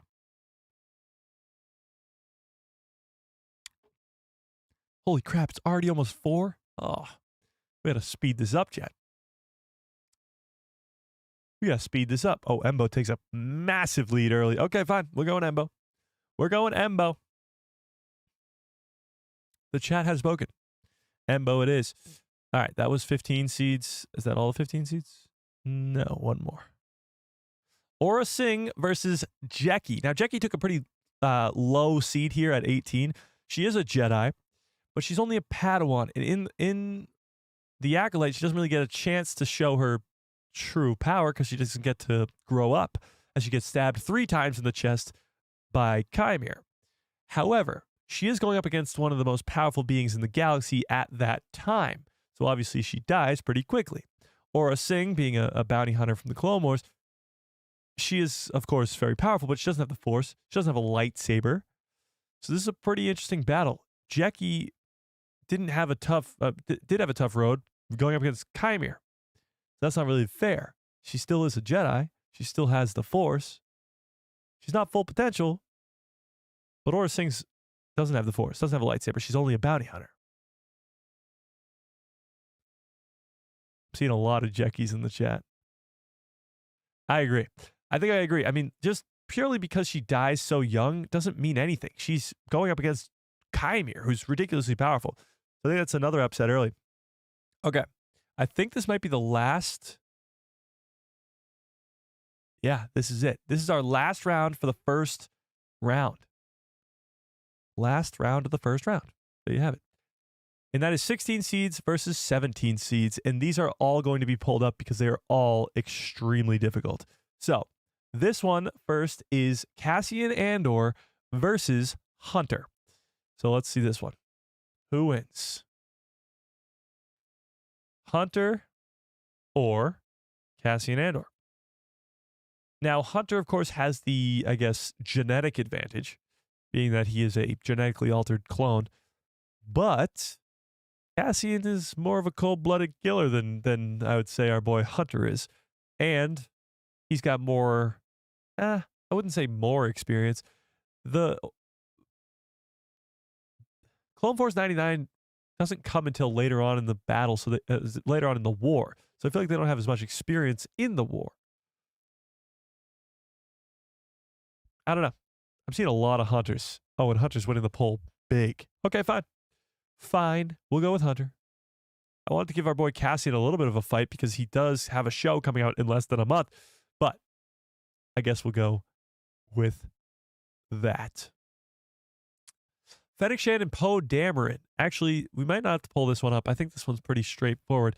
Fennec Shand, I think, takes this pretty easily. I mean, if anybody else has complaints about that, let's hear it. What do we think? Yeah, Hunter won that poll. Crazy. Fennec? Yeah, I think Fennec wins this one pretty easily. Yeah. All right, we'll go Fennec Shand here. Just to keep it moving on.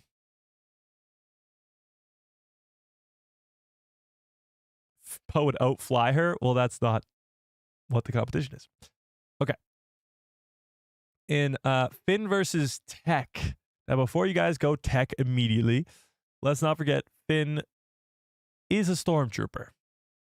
Has the training to be a stormtrooper for the First Order. Keep that in mind. Tech is a clone trooper and a genetically altered one at that, but he's not genetically altered to be more good at combat. Yeah. Okay, fine. Everybody's saying Tech. Finn is force sensitive. Well, we don't know that. He at least can't wield the force. This is a tough battle. I mean, that's why the 16 and 17 seats, they're supposed to be tough. Yeah. All right, there's 1,000 Techs in the chat. We have to go with Tech. Okay, Tech it is. Tech it is in our last 16, 17. Oh, wait. We got two more? No. Our last 16, 17 battle. I think this is a really tough one, but I do think I know who's going to come out on top. Han Solo versus Lando Calrissian.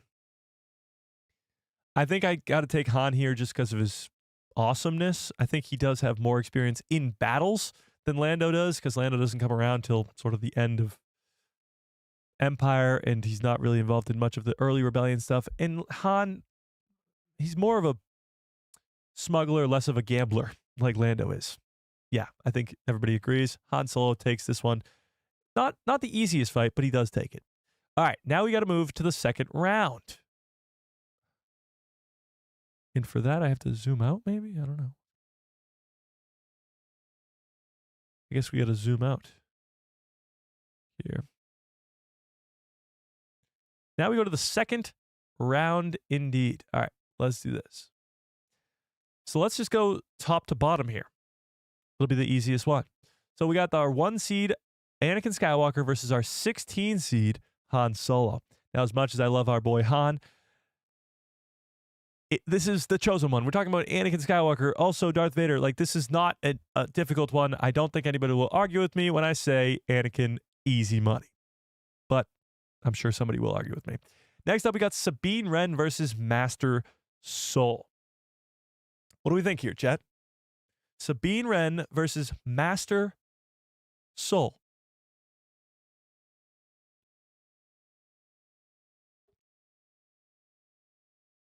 All right, we got to pull this one up. Actually, whoa, maybe not.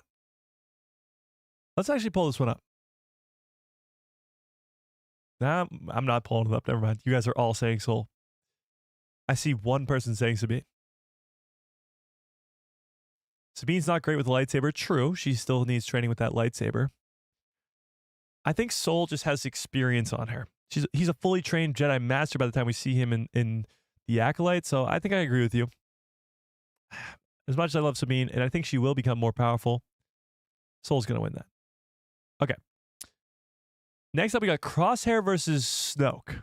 Now, as much as I love Crosshair, and he did beat Jod-Na Nahwood, who was a Force-sensitive, Force wielder, whatever, Snoke is his own beast. Like, he is so powerful in The Last Jedi.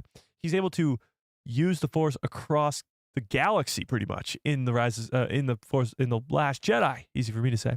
Yeah, Snoke easy. Okay, fine. Snoke, easy one. There we go. We are running sort of out of time here, so we do have to kind of zip through this. Uriel Poof versus Chimere. I'm not even going to take answers on that one. Chimere, hands down. Even if you don't like the Acolyte, if you watch it, you know he's ridiculously powerful. Qui-Gon Jinn versus Captain Rex. Another one. I mean, as much as I love Rex. As much as I love Captain Rex, this isn't happening, Chad. I mean, let's be real here. Qui-Gon Jinn, one of the GOATs. He's taking that one. Kit Fisto versus Pre Vizsla. What do we think on this one, chat? Kit Fisto versus Pre Vizsla. Now, let's say for shits and giggles, Pre Vizsla does have the Darksaber here. What do we think?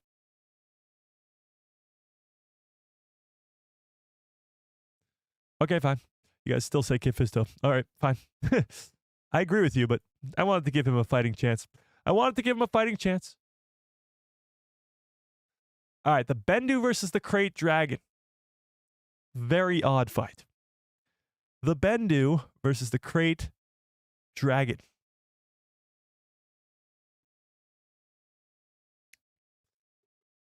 Kit Fisto becomes the ruler of Mandalore. Oh my god. You are right. Bendu. I see a lot of Bendus. And I agree. I mean, the Krayt Dragon, as big and crazy as it is, Din Djarin does destroy it. The Bendu is one of the most powerful beings in the whole entire galaxy. And he is a 7 seed, but he's a 7 seed who could make it very, very far in this. So let's keep going. Kelnaka versus Count Dooku. Before, when I thought that Kelnaka was Black Chrysanthemum, that sort of changed my opinion on this very muchly. Kelnaka is a Wookiee Jedi, but Dooku's like one of the greatest swordsmen in the entire galaxy. He was a Jedi turned Sith, and yeah, you guys agree with me in the chat. This one really isn't that close. Count Dooku. Yoda versus Tech. Sorry, Tech. Your road ends here. Yoda wins that one. Cad Bane versus Baylan Skoll. Very interested to see what you guys say about this one. Cad Bane is the best bounty hunter in the galaxy, in my personal opinion. He's my favorite bounty hunter of all time. But although he has taken down Jedi in the past, we've seen him take down Jedi in the past, is he capable of taking down Baylan Skoll? That's the question. Baylan's very, very strong with the Force, and just power-wise, he's very powerful. The way he moves, he can take down Ahsoka Tano. So could Cad Bane, but even still.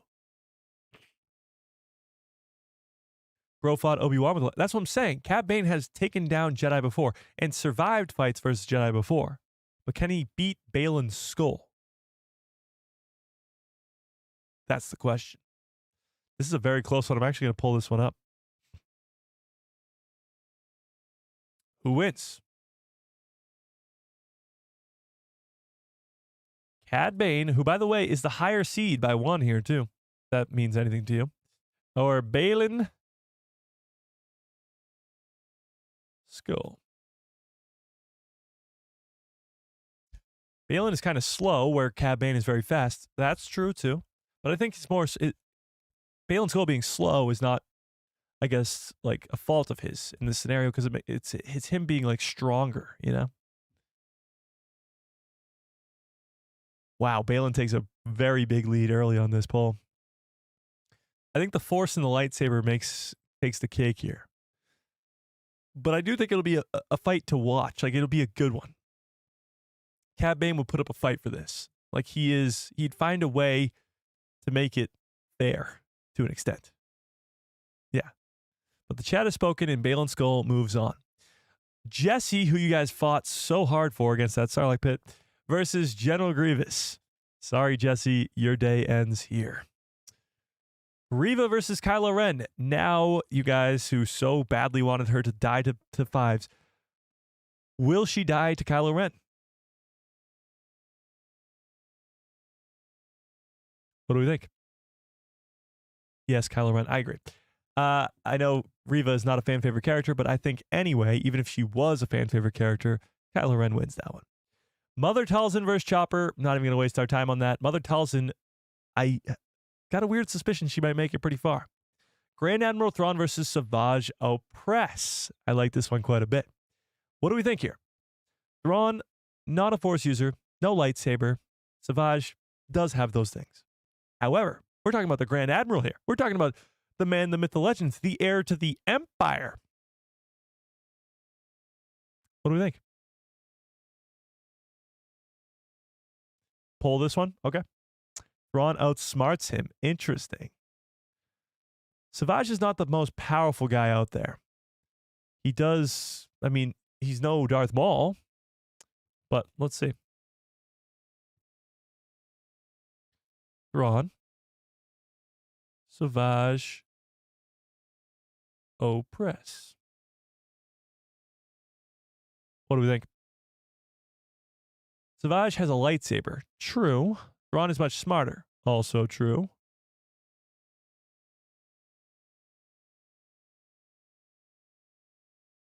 I didn't pick Balin because I look like him. Oh, okay. Chopper would crush Mother tells. Thrawn sucks against Jedi. Okay. Interesting. The poll does not seem to agree. Thrawn is winning this poll right now. Pretty handsomely, actually, too.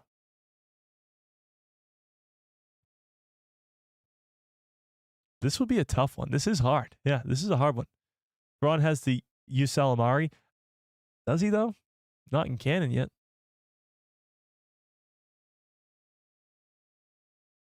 Not in canon yet. Thrawn has a whole fleet behind him. No, this is just a one-on-one battle. Take the fleet out of it. If Savage has his lightsaber, it's going to be really, really tough for Thrawn to get that lightsaber out of his hand. That's the problem.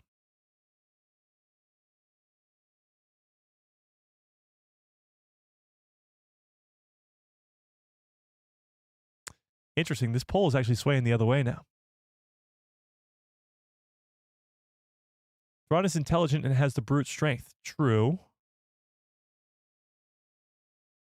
True. We're talking about one-on-one here.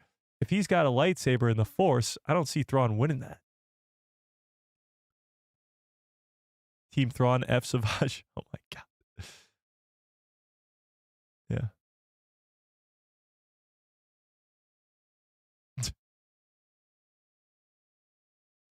All right, well, the poll still says Thrawn at 55%. So I got to go with the poll. I got to go with the people say. I got to go with what the people say. Grand Admiral Thrawn wins it. If he does have the use Calamari, that changes everything, because then Savage can't have the Force. I'll give you that. All right, Din Djarin versus Boba Fett, a fight that I've actually theorized about quite a bit over the years. Who would win this? I know Boba Fett has more of the legacy character vibe to him, but Din Djarin, I feel like he would win. Boba Fett does have the higher seed here. What do we think? What do we think? Boba Fett before the show. Okay, well, this is Boba Fett in canon, so it's after the show, technically. Or I guess you have to put the show into account here. Din Djarin wins. Din Djarin wins. Boba Fett.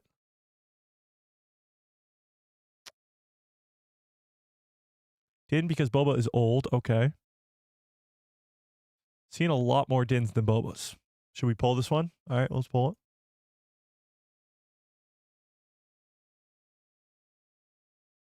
Din with assistance from Grogu? No assistance allowed. Who wins? Din Djarin or Boba Fett? Let's poll it up. Holy crap, chat. We got to move through this a lot quicker here. Or else we're going to have to make this a part 2.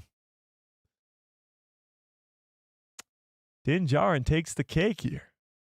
With over 20 votes already, Din Djarin is taking the win. That's an upset right there. 10 seed, Din Djarin beats the 7 seed, Boba Fett. All right, next up is Obi-Wan versus Chewbacca. Sorry, Chewie, you're gone. Obi-Wan wins that one pretty easily. Palpatine versus Fennec by Fennec Shand. Marin versus Yaddle. A Night Sister versus a Jedi. What do we think? Night Sister versus Jedi. Interesting. I feel like Marin from the games is so powerful. But Yaddle from Tales of the Jedi is also pretty damn powerful. She's a Jedi Master. She's of Yoda's species. I'm seeing a lot of Yaddles. All right, we're going Yaddle. Sort of an upset. 9 beats 8. Yaddle wins it. Princess Leia versus Asajj Ventress. Now, I must say, I forgot that Princess Leia does kind of have the Force. Although she doesn't have much training in canon. She trains with Luke for a little bit, but then stops. I think Asajj Ventress still wins this. I get it. She's a Skywalker. I get it. She's got the Force ability, the raw strength, but she doesn't train with it. She never uses it in Star Wars canon. So I think for those reasons, we got to go with Ventress on this one. Yeah. So you guys agreeing with me. Okay. Just canon sense. Like maybe in Legends, then Leia would win that. Barriss versus Cal. This might be closer than people think, but I think Cal Kestis still does win this. Barriss Offee is powerful, for sure. She has more experience with the Force during the time of the Jedi Order, but Cal Kestis is far more powerful, just raw strength-wise. And, I mean, it's kind of difficult because we get to make him even more strong, but yeah, you guys agree. Cal Kestis 100% wins that one. Ahsoka Tano versus Vanestra Rho. I mean, as cool as Vanestra is as a character, she's not beating Ahsoka. Grand Inquisitor versus Shaak Ti. Shaak Ti, the girl who dies 1,000 times in canon. Who do we got here? Who do we got here, chat? The Grand Inquisitor does pretty easily beat Kanan and Ezra early on in the Rebels series. Then Kanan and Ezra both get a lot stronger, and they do defeat him. So the Grand Inquisitor is not to be messed with here. Wow, I'm seeing a lot of Grand Inquisitors. A few Shaak Tis, actually. Mostly a lot more Grand Inquisitors. Yeah, I think the Grand Inquisitor he was a Jedi, of course. He becomes an Inquisitor, and he's the Grand Inquisitor. Yeah, I think I agree with you there. All right, we're going Grand Inquisitor. We'll go Grand Inquisitor. Jedi Master stands for itself. Well, the Grand Inquisitor was a Jedi.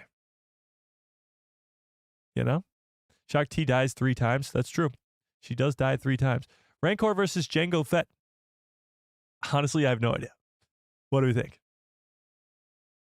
Rancor versus Jango Fett.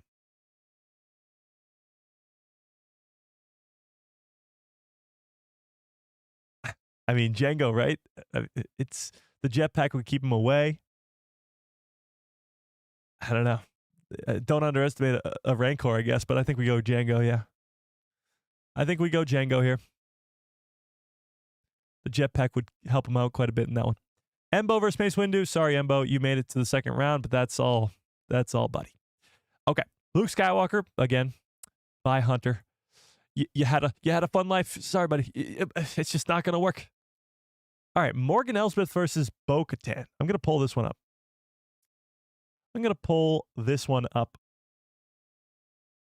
Who wins? Morgan Elsbeth, who stands, by the way, toe-to-toe with Ahsoka Tano in Ahsoka Season 1. Granted, she does have the abilities given to her from those Night Sisters, but even still, she is a Night Sister who can wield Night Sister magic before that. Who do we think? Bo-Katan or Morgan Elsbeth? Wow, a lot of Bo-Katans on this one. Bo has a jetpack. True. But Elsbeth has the Night Sister magic. Interesting. Bo-Katan does seem to have the pretty big... Oh, the lead is falling. Right now, with about 20 plus votes, Bo-Katan is 56 to Morgan Elsbeth's is 44. Oh, wait. Nope, she's taking off. Bo-Katan is now over 60. All right, Bo-Katan it is. Bo-Katan it is. Next up, we got the Zillo Beast versus Ezra Bridger. Now, how far is this Zillo Beast going to make it? Its armor is sort of lightsaber proof. But this is actually a great matchup. Let's not forget Ezra Bridger's connection to animals and his ability to make this Zillo Beast go to sleep.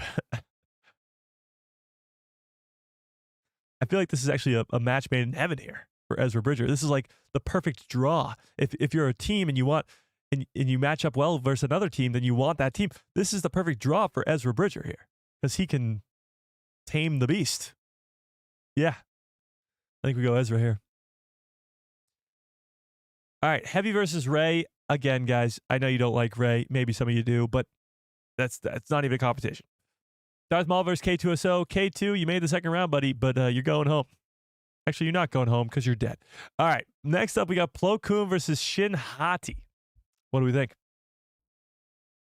Plo Koon versus Shin Hati. What do we think? Wow, a lot of Plo Koons. I agree. I mean, Plo Koon is a Jedi Master. Shin Hati, barely trained. I agree. This is a fairly easy one, but Shin might put up a little bit of a fight. Seer Junda and Kiadi Mundi. Both Jedi during the time of the Jedi Order. Kiadi Mundi, more experience, older, for sure. But Seer Junda does stand toe-to-toe with Darth Vader in the Jedi Survivor game. I'm leaning more towards Kiadi Mundi, but let's see, chat. What do we think? What do we think? Seer survived Order 66 and Kiadi Mundi didn't. That's true. Depends what's Kiadi Mundi's birthday. I guess we'll never know. When's his birthday? I'm seeing a lot of Kiadi Mundis. Oh, maybe a couple Seers too. Wow, Seer is taking a astounding lead here. Oh, maybe not. Pull it up. All right, we'll pull this one up quick. We'll pull it up quickly. Who wins? Seer, I think, might win this, actually. Seer or Kiadi. We're going no last names in this poll. We're mixing it up. We're going no last names. I'm very interested to see this one because Seer in the chat is definitely winning. I haven't played the Jedi games. Yeah, that'll hurt you. Seer is only in the Jedi games. All right, with about 25-ish votes already, Seer is at 55%. I hate democracy. That might be the quote of the day from Richard. Yeah. Oh, wait, it's 50-50. It's straight down the middle right now. Hang on. With 26 votes, we are 50-50. I need somebody else to vote here. We need somebody else to break the tie. Kiadi Mundi is taking the lead. All right. Kiadi Mundi it is. Do you like democracy now, Richard? Kiadi Mundi takes it. Kiadi Mundi, in a late fight for his life, takes it. All right. Next up, we got Jeki versus Darth Plagueis. Jeki, you're stabbed in the chest 3 times. Again, dead. All right. Now we're moving on to the next round. We are in now what? I don't even know. The 3rd round, but I don't know what round this would technically be considered. Whatever it is, we are in that round. Let's zoom out a little bit more here. So now we have, let's start from the bottom and move our way up. Kiadi Mundi versus Darth Plagueis. What do we think? Kiadi Mundi versus Darth Plagueis. I think Plagueis has got to take this one. Although in canon, we don't get much of Darth Plagueis. He is far more powerful than Kiadi Mundi.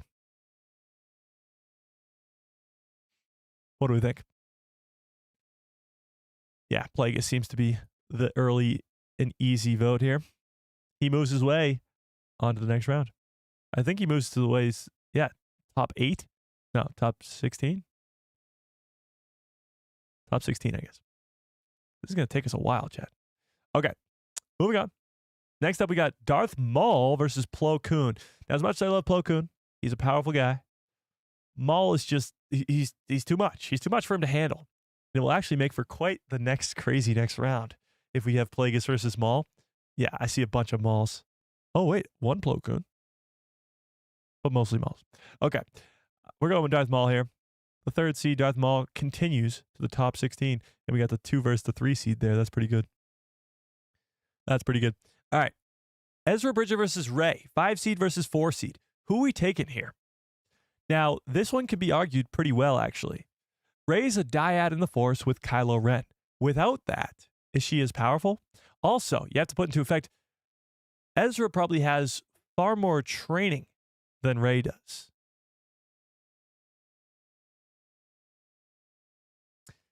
And this might just be me because I'm a big old Rebels fan. But what do we think? Pull it up. All right, we're pulling it up. I do see a bunch of different answers here in the chat. So let's pull it up. By the way, that poll went to 50-50 for Kiadi Moody. That's crazy. Who would win? Who wins? Ezra or Rey? First names only, because Rey doesn't have his last name. Well, I guess Rey Skywalker, but whatever. Ezra or Rey? What about the droid attack on the Wookiees? Well, he's dead. Guys, this favorite character or most powerful? Most powerful, we're going. Well, who would win a one-on-one fight? So, I mean, in some scenarios, most powerful doesn't win a one-on-one fight, you know? Rey is both a Skywalker and a Palpatine, LOL. That's true. Ezra, this is really hard. I like both characters quite a bit. Well, right now the poll is 50-50. 50-50. Rey is literally all the Jedi, but is she all the Jedi at that time or for her whole life? Because think about it. At the time, she is like the only Jedi in the galaxy. Luke's dead. Everybody else is dead. So she's got all the Jedi with her at that time when she's fighting Palpatine.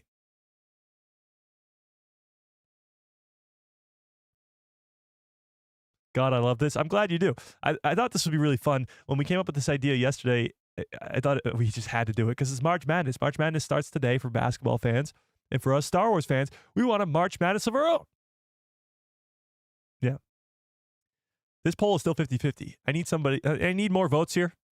We need more democracy. Okay. Oh, wait. Whoa. Rey just took a commanding lead. 56-44. Rey is winning this one. There you have it, chat. Rey takes it. Moving on.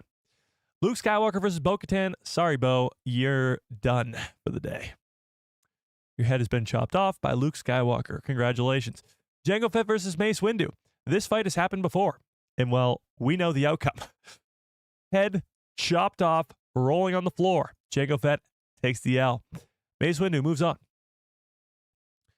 The Grand Inquisitor versus Ahsoka Tano. Now, this might have some sort of,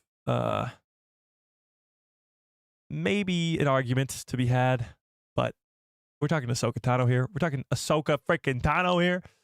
So, for those reasons, Ahsoka Tano. Yeah. Next up, Cal Kestis versus Asajj Ventress. I'm actually going to pull this one up right away just to save time, and I think this is going to be a close one. Because Cal Kestis, although he's very powerful in the games, you make him more powerful by getting the upgrades and stuff like that, you know? Asajj versus Cal.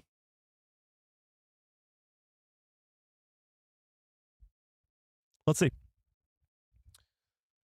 Whoa, a lot of Cal Kestises. All right, well, we'll see where the poll goes. We'll see where the poll goes. By the way, Cal Kestis is a 4 seed. Asajj is the 5 seed. So far, not really that big of a difference in terms of the seeds. The seeding was pretty well done. Whoa, Asajj Ventress is in the lead right now. This could be a big upset here. Asajj Ventress is taking it.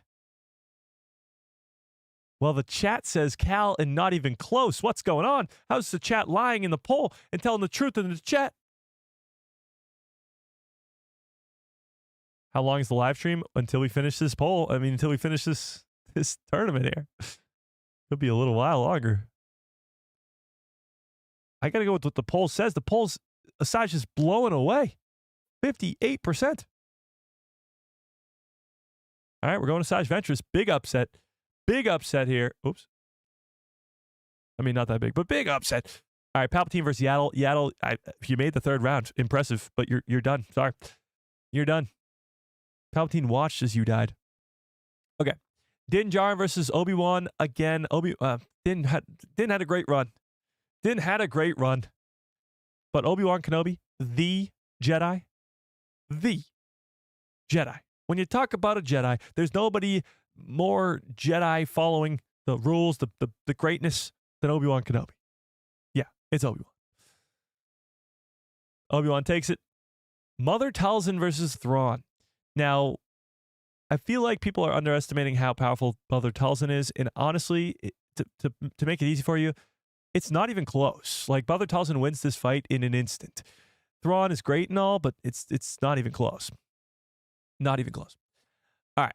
Now we got Grievous versus Kylo Ren. We got to put up a poll for this one. We're putting up a poll for this one.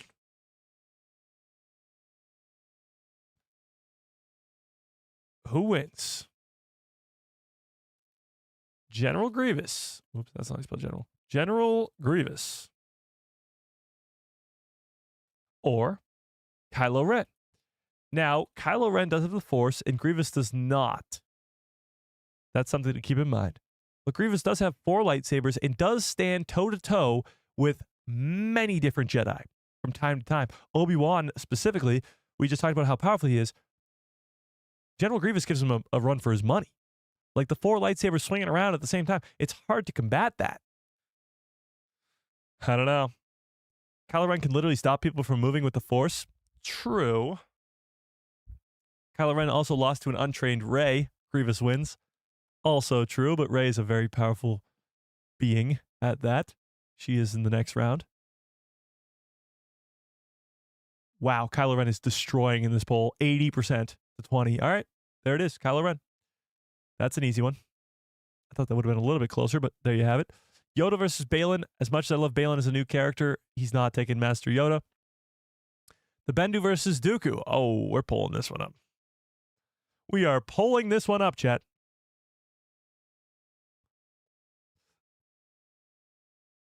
Who wins? The Bendu or Count Dooku? Wow. The chat right now says Bendu, Bendu, Bendu, Bendu, Bendu, Bendu, Bendu. Try saying that 10 times fast. Dooku's not even getting a chance in this one? I get it, the Bendu's really powerful. But he is a peacekeeper. Saruman wins. Does Dooku get the powers of Saruman as well? Because that changes things. Yeah, that changes things. The Bendu is winning this poll 91 to 9. 91%. Okay, well, there you have it. The Bendu, with a huge upset, 7 seed over the 2 seed, makes to the next round. Qui-Gon versus Kit Fisto. Again, Kit Fisto, you made a fantastic run. Qui-Gon Jinn wins it. Snoke versus Chimere. This is an interesting one. Snoke versus Chimere. The Stranger, if you will. These 2 characters are very far apart in the Star Wars timeline. One pre-prequels, one in the sequels. Snoke is an abomination created by Palpatine. His power is very strong, as we see in the sequel trilogy, but in a one-on-one fight, Chimere versus Snoke, who takes it? Snoke has the Force lightning. True. Doesn't have a lightsaber, though. Chimere has a pretty badass lightsaber. Chimere's definitely quicker. His Force ability might be weaker. He's got the Cortosis helmet. If Kylo can take down Snoke, so can Chimere. Interesting.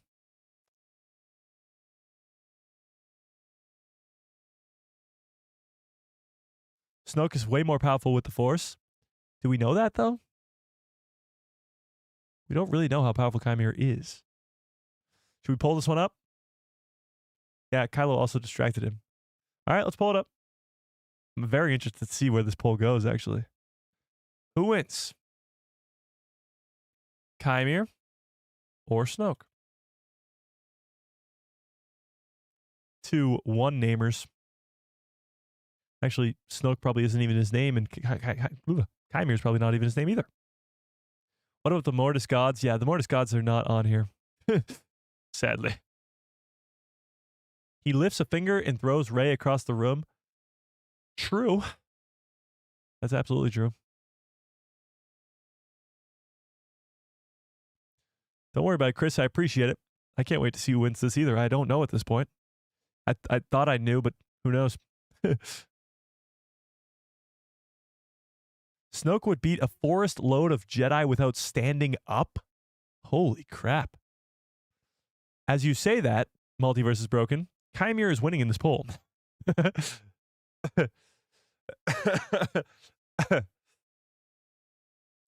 Yeah. We'll leave it up there for one more second, but right now, Chimera is winning 54-46.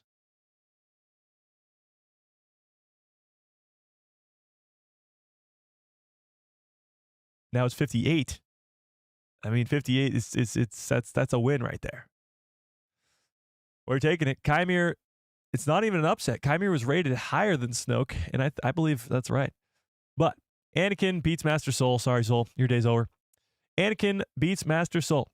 Now, what we've all been waiting for, the top 2, 4, 6, 8. We are in the Elite 8. That's what it's called. For some reason, I couldn't think of that. Elite 8, chat. We are in the Elite 8. Anakin Skywalker versus Chimera. Who do we got? Anakin Skywalker versus Chimera. Honestly, I think our boy Chimera's day is over. The chosen one himself, Anakin Skywalker, might take the cake here. Yeah. Anakin kills him in 1 second. I don't know about that. Give the guy a fighting chance. But yes, everybody's saying Anakin. Okay, Anakin makes it. Anakin to the final 4. He goes. Next up, we got Qui-Gon Jinn in the Bendu. The Bendu, the 7-seed Bendu, has made it all the way to the Elite 8. Will he make it to the final 4? What do we think? What do we think? Qui-Gon Jinn versus the Bendu.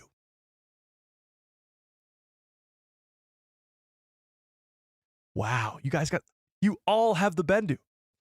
I honestly, getting Qui-Gon is a good draw for the Bendu because I think he does beat Qui-Gon Jinn. But there's some other people on this list that he might not have beaten in the Elite 8. He just might not have.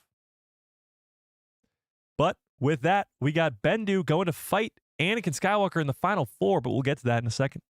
Next up, we got Yoda and Kylo Ren. Who do we take? Master Yoda. Will he be taken down by the young Skywalker, Ben Solo? What do we think? I'll take that as a no. There's the spam of Yoda in the chat. That's crazy. Okay, Yoda takes it. Yoda takes it and moves on to the final 4. Yoda takes it and moves on. All right. In our final, who's gonna? Oh wait, this is the 16. Are we in the 16 right now? The next is the Elite 8? Okay, never mind. Mother Talzin versus Obi-Wan Kenobi. This is where things get interesting. Obi-Wan Kenobi versus Mother Talzin, the Night Sister Magic, the Night Sister Queen, versus the Jedi, as we've put him. The Jedi. Mother Talzin is very powerful with the magic of the Night Sisters. However, Obi-Wan Kenobi is the Jedi. I'm seeing a lot more Kenobis than I'm seeing Talzins. If Grievous can kill Talzin, then Kenobi can kill Talzin. Valid. I like that argument. All right. It's Kenobi, but it's close. I think that's it too. Mr. Hello there. That's a good nickname. I think we're right here. Going with Obi-Wan Kenobi. All right. Palpatine versus Asajj Ventress. Asajj, you made it quite some time. 3rd round is very impressive. 4th round, very impressive. Made it to the Sweet 16. But no, your time is done. Your time is done. Ahsoka versus Mace Windu. Interesting. Ahsoka versus Mace Windu. I'm going to pull this one up actually right away. Ahsoka versus Mace Windu. Who wins?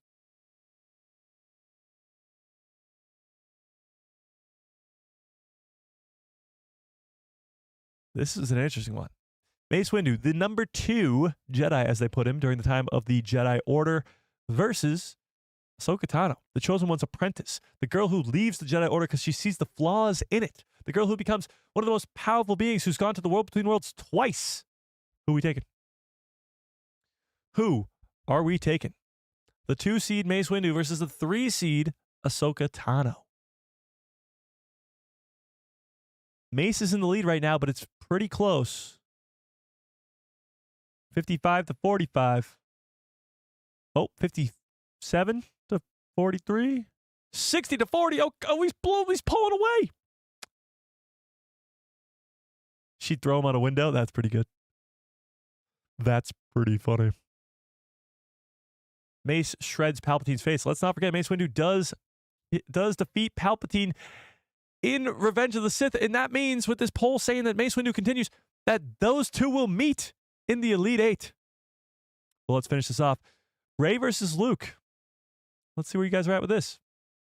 Rey versus Luke Skywalker.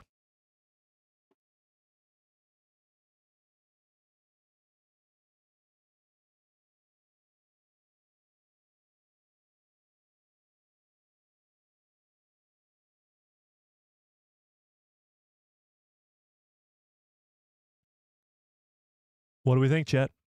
Sorry, I got a text. I actually have 73 texts. It's March Madness, chat. The madness has begun. Okay. Luke versus Rey. Let's see it. Oh, I actually got a bunch of Reys here. A bunch of Lukes too. Should we pull this up? Should we pull it up? Let's not forget we haven't seen the peak of Luke in canon yet. We haven't seen him during the time of his Jedi Temple. Well, let's pull it up. Who wins? Luke Skywalker or Rey? Go for it. Go for it, chat. Let's see it.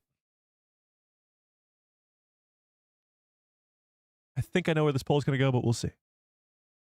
Yeah, I thought correctly. Luke Skywalker is 80-20 right now. And if anything changes drastically in the next 10 seconds, doesn't look like it's going to. 85 to 15 now. Yeah. Luke Skywalker takes this one over Rey and moves on to the Elite Eight. All right, our final one in the Sweet 16 is Darth Maul versus Darth Plagueis. Very, very interesting. Let's see. Star Wars Santa, what's up? So we're final one to send to the Elite Eight. Darth Maul, of course, has more screen time here as we're talking canon characters. However, Darth Plagueis, being the master of Palpatine, the guy who almost got to the point where he could live forever.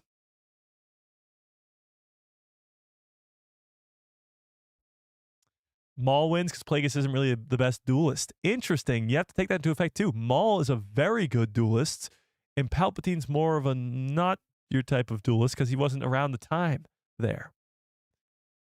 Plagueis would just run really fast so that Maul couldn't catch him. LOL. Pretty funny. Are we talking Maul or Spider Maul? Interesting. I feel like Maul's more powerful when he is post Spider Maul. So like when he has his mechanical legs. This is a pretty split one too. I think we have to pull this one up as well. Guys, this might be a 3+ hour stream if we keep going at this point. Who wins? Darth Maul or Darth Plagueis? I think I spelled Plagueis right. Maybe not. Or Darth Plagueis.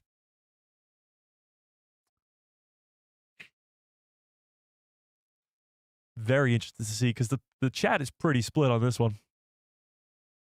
Plagueis is more of an alchemist. True. Maul would smack Plagueis. We'll see. Right now it's 52 to 48. Plagueis as the advantage. Oh, 50-50. 52 to 48. Now Maul took the advantage. Oh my god.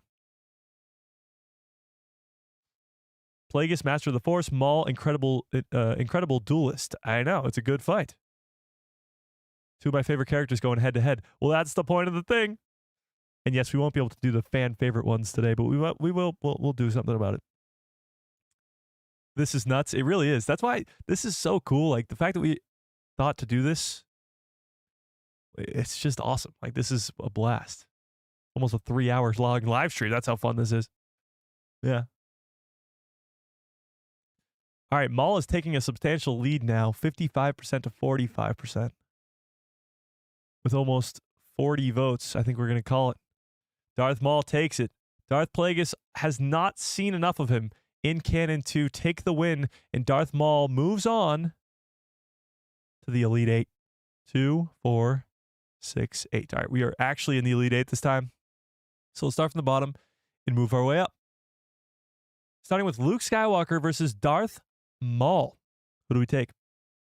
I think this might be a semi-easy one, as we do see Darth Maul fall to Obi-Wan Kenobi twice. Not that Luke is Obi-Wan Kenobi, but I think Luke is probably more powerful than Obi-Wan Kenobi. Yeah. Yeah, I'm seeing a lot of Lukes. And I do think it's probably not like super easy. It'll be a cool fight, but it's not the hardest fight of the day. And Luke moves on to the final four. Oh, shit, no. This is the... Is that the final four? It is. Okay, we're good. I was right. This is the Elite Eight. Yeah. He moves on to the final four. Perfect. Next up, we got Palpatine versus Mace Windu. This is a rematch. This is technically a rematch, as these two fought in Revenge of the Sith before. Now, you could make the argument here, and I'm going to put this up in a poll as I make this argument. You can make the argument that Palpatine loses on purpose to make it so that Anakin has to choose the Sith over the Jedi. Makes him choose, because Palpatine's going to die if he doesn't choose, to slice off Mace Windu's arm and win the fight for Palpatine. But with that being said, who wins? Palpatine or Mace Windu? In their first meeting, Mace Windu technically won, but would he win if Palpatine didn't have any other ulterior motives? What do we think? So on the one hand, you have Mace Windu already having won this fight before. But on the other hand, did Palpatine lose that on purpose? What do we think? Mace was about to strike him down, though. True, but was that because Palpatine wanted Luke to make the decision? I mean, Anakin to make the decision?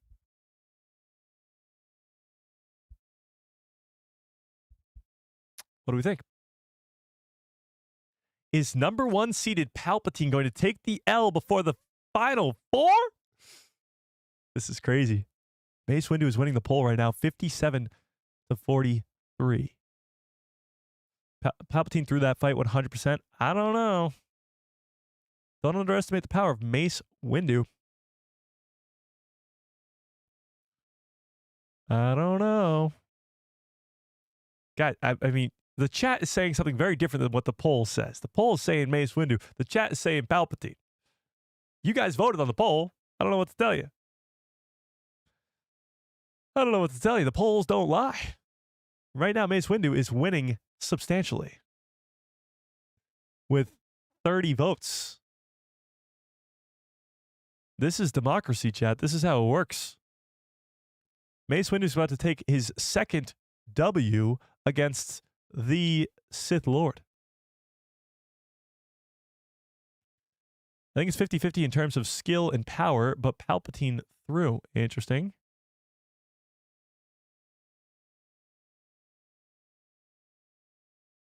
Well, us Mace Windu fans keep quiet and make sure our correction screams the incorrect ones scream the loudest. Okay. Well, with that being said, we have over 30 votes in the poll, and Mace Windu wins it. Mace Windu wins it fairly easily. Fascinating. Mace Windu takes it, and he goes to the final four to face off against Luke Skywalker, but we'll get to that in a second. Palpatine is out. He is out. Crazy. Okay. Next, we got Yoda versus Obi-Wan. The two survivors, original survivors of Order 66, the two who go off into hiding, one on Tatooine, one on Dagobah. Who wins it?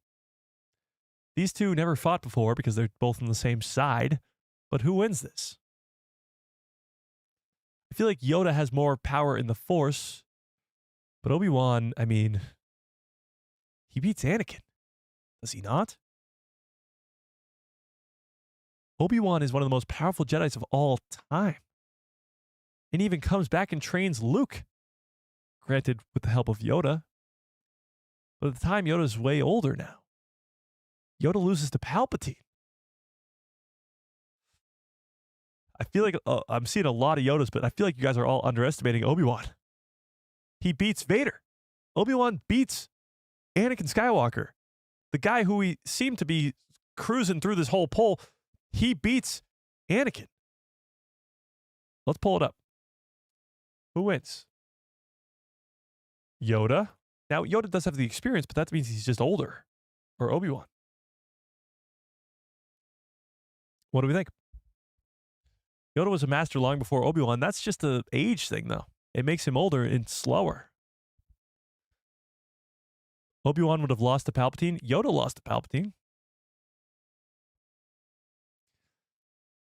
I'm very interested. More powerful and more experienced. More experienced, for sure. Yoda is more wise, but Obi-Wan's better in combat. Well, that's what we're talking about here. We're talking about combat. So would Obi-Wan not win? Yoda is stronger with the Force. Okay.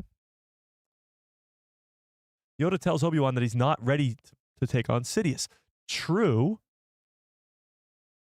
But would he have been later on when he goes to train on Tatooine with his master? All right. The poll don't lie. Yoda wins. Yoda wins pretty easily. I don't know. I would have made more of an argument for Obi-Wan. Maybe Yoda would eventually win in that, but there you have it. And who's he going on to fight? Anakin or the Bendu? Bendu, 7-seed Bendu, has cruised his way to the Elite Eight. Will he cruise his way to the Final Four? Will the Bendu take down the Chosen One in the Elite Eight? Let's not forget, we just knocked out Obi-Wan Kenobi, who defeated Anakin. Let's not forget that. Let's not forget that Obi-Wan Kenobi didn't even make the Elite Eight, and Anakin Skywalker lost to that guy. Let's put up a poll. Who wins? Anakin or the Bendu? Honestly, it's impressive that the Bendu made it this far. As a 7 seed, that's impressive. That's the Cinderella story of the bracket today. He outsmarted Anakin. That's true. And you don't think the Bendu could outsmart Anakin? The Bendu has been around for who knows how long. And he works from both the dark side and the light, much like Anakin, but still. Anakin, because there's no attachment like there is with when he's fighting Obi-Wan. Interesting. Interesting. Wow, Anakin's winning it. Anakin is winning the poll 60 to 40. Oh, 62 to 38. Anakin takes it. All right. The Bendu had a great run. 7-seed Bendu takes it all the way to the Elite Eight, but loses to the Chosen One, Anakin Skywalker. All right. Now, we go to the Elite Eight. I'm sorry, not the Elite Eight. We just went to the Elite Eight. Now we go to the Final Four. Final Four.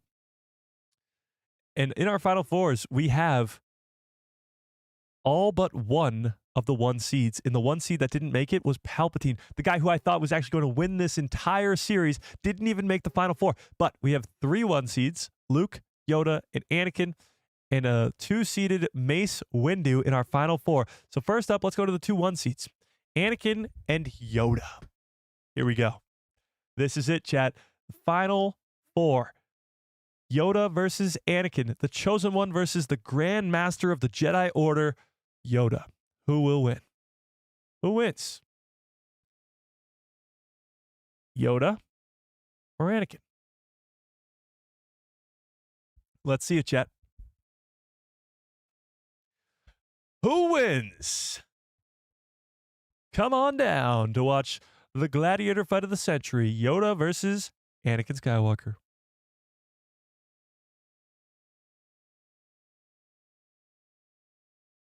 What do we think? It's very close, but Anakin, this is close though. Yeah, spinning frogman. Okay.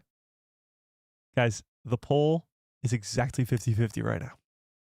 This poll is exactly 50-50. Prime Anakin destroys Yoda. Well, Prime Anakin never really happens because this is canon and he turns into Vader.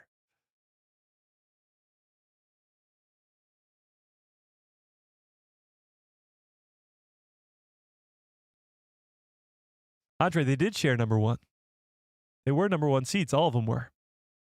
Those were actually the 4 number 1 seats. Prime Vader, not Prime Anakin. Well, Anakin is Vader, and Vader is Anakin. Actually, George said that in the original 6, Anakin in Revenge of the Sith is the most powerful Star Wars character. Is he, though? Is he more powerful than Yoda? Yoda, by the way, has taken the lead in this poll, 53 to 47. We'll leave it up there for another second because this is the final 4.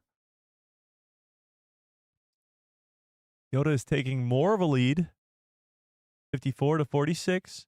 Oh, the lead is coming down. Oh, whoa, whoa, whoa, whoa. We have over 40 votes in this poll already. 55 to 45. I think the 5% increase is it. You got to call it. We're calling it.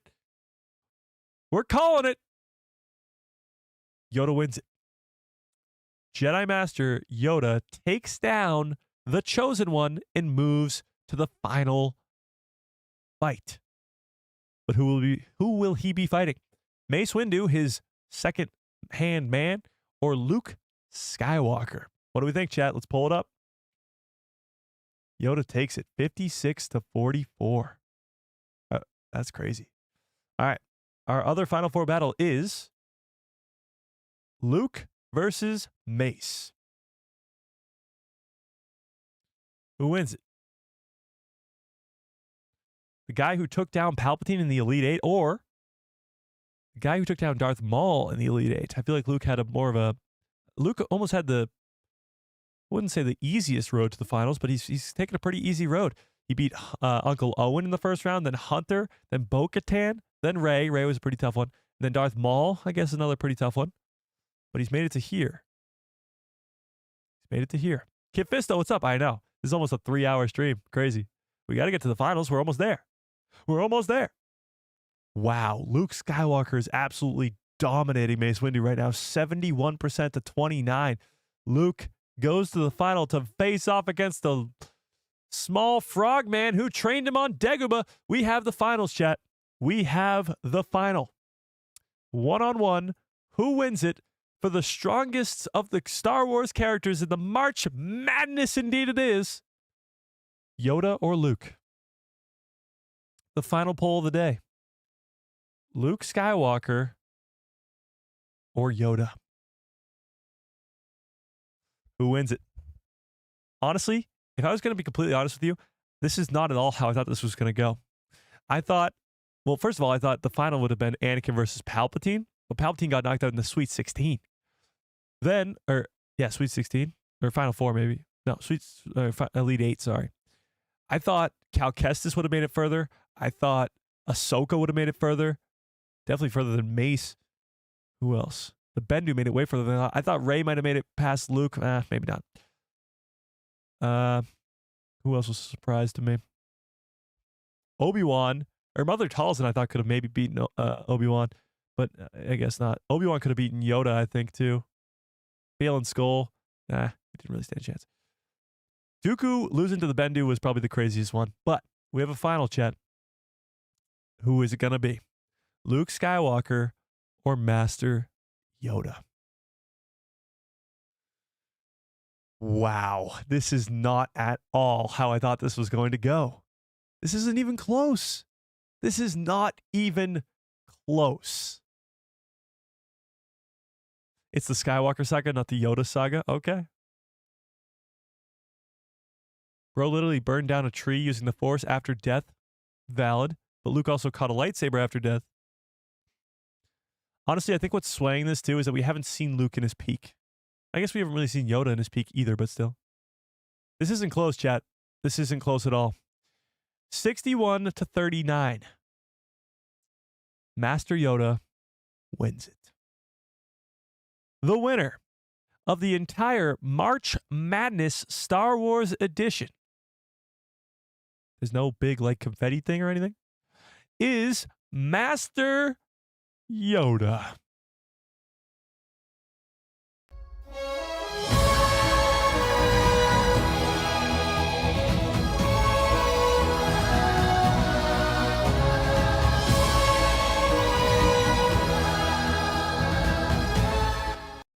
Oh, yeah. Master Yoda wins the whole thing in a very crazy turn of events that I did not see happening, but let's see how he got there. So Yoda had to beat. Who do you have to beat? Well, first of all, he had to beat his biggest competition of the day, which was Droopy McCool. Droopy McCool might be the craziest, coolest Star Wars character of all time. Droopy McCool, if you don't know who that is. Oh, did I delete the picture of him? Oh, there he is. Droopy McCool. He had to get through him. Had to get through Droopy, and then he had to get through Tech from the Bad Batch, Balin Skull, Kylo Ren, Obi-Wan Kenobi, Anakin Skywalker, and Luke Skywalker. Probably the hardest trek to win this whole damn thing. Absolutely insane. Congratulations to Master Yoda. You deserve it, buddy. Okay. With that, oh wait, we got a gifted membership from Rose. Thank you, Rose. I appreciate that. Goes to Pokey Thoughts. Pokey Thoughts. Welcome to the people who love Star Wars.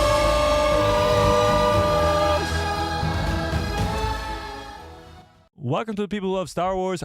Pokey Thoughts. I appreciate that, Rose. I really, really do. Memberships, super chats, gifted memberships. Keep the lights on over here, so I appreciate that. This was a blast. I hope you guys liked doing this because it was so fun. I feel like we got to do this every March now. We'll switch it up, but we got to do that every March.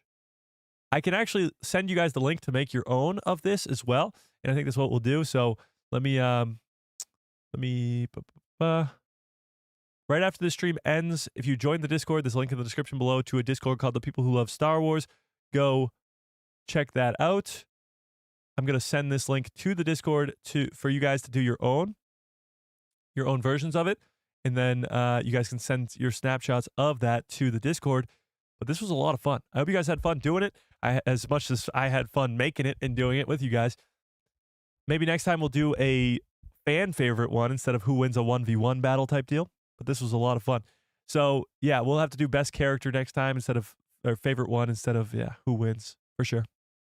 For sure. But I appreciate it. Huge shout outs to Rose for the very generous gifted membership.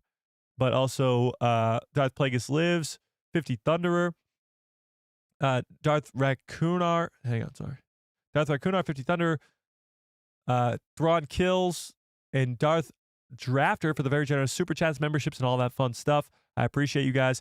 This was a blast. Watch out for no short today because it's already 5 o'clock, but watch out for a short tomorrow, maybe a video tomorrow, actually, and a live stream on Saturday. But until then, smash a freaking like on this stream. How many likes do we have, chat? How many likes do we have? Am I going to be upset? Oh, it's not too bad. But until then, have a great rest of your evening. Smash a freaking like on the stream. Hit that subscribe. And may the force be with you. Always.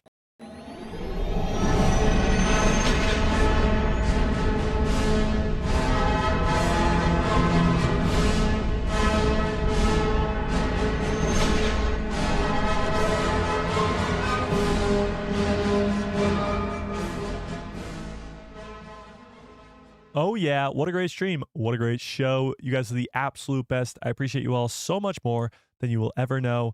The first ever Star Wars March Madness on the channel has been completed, and Yoda comes out on top. But until next time, we did have a 3-hour stream today. Absolutely insane. That's not what I intended to do, but I did not finish the brackets and all that stuff beforehand, so we had a little bit of we were behind. Just a tad.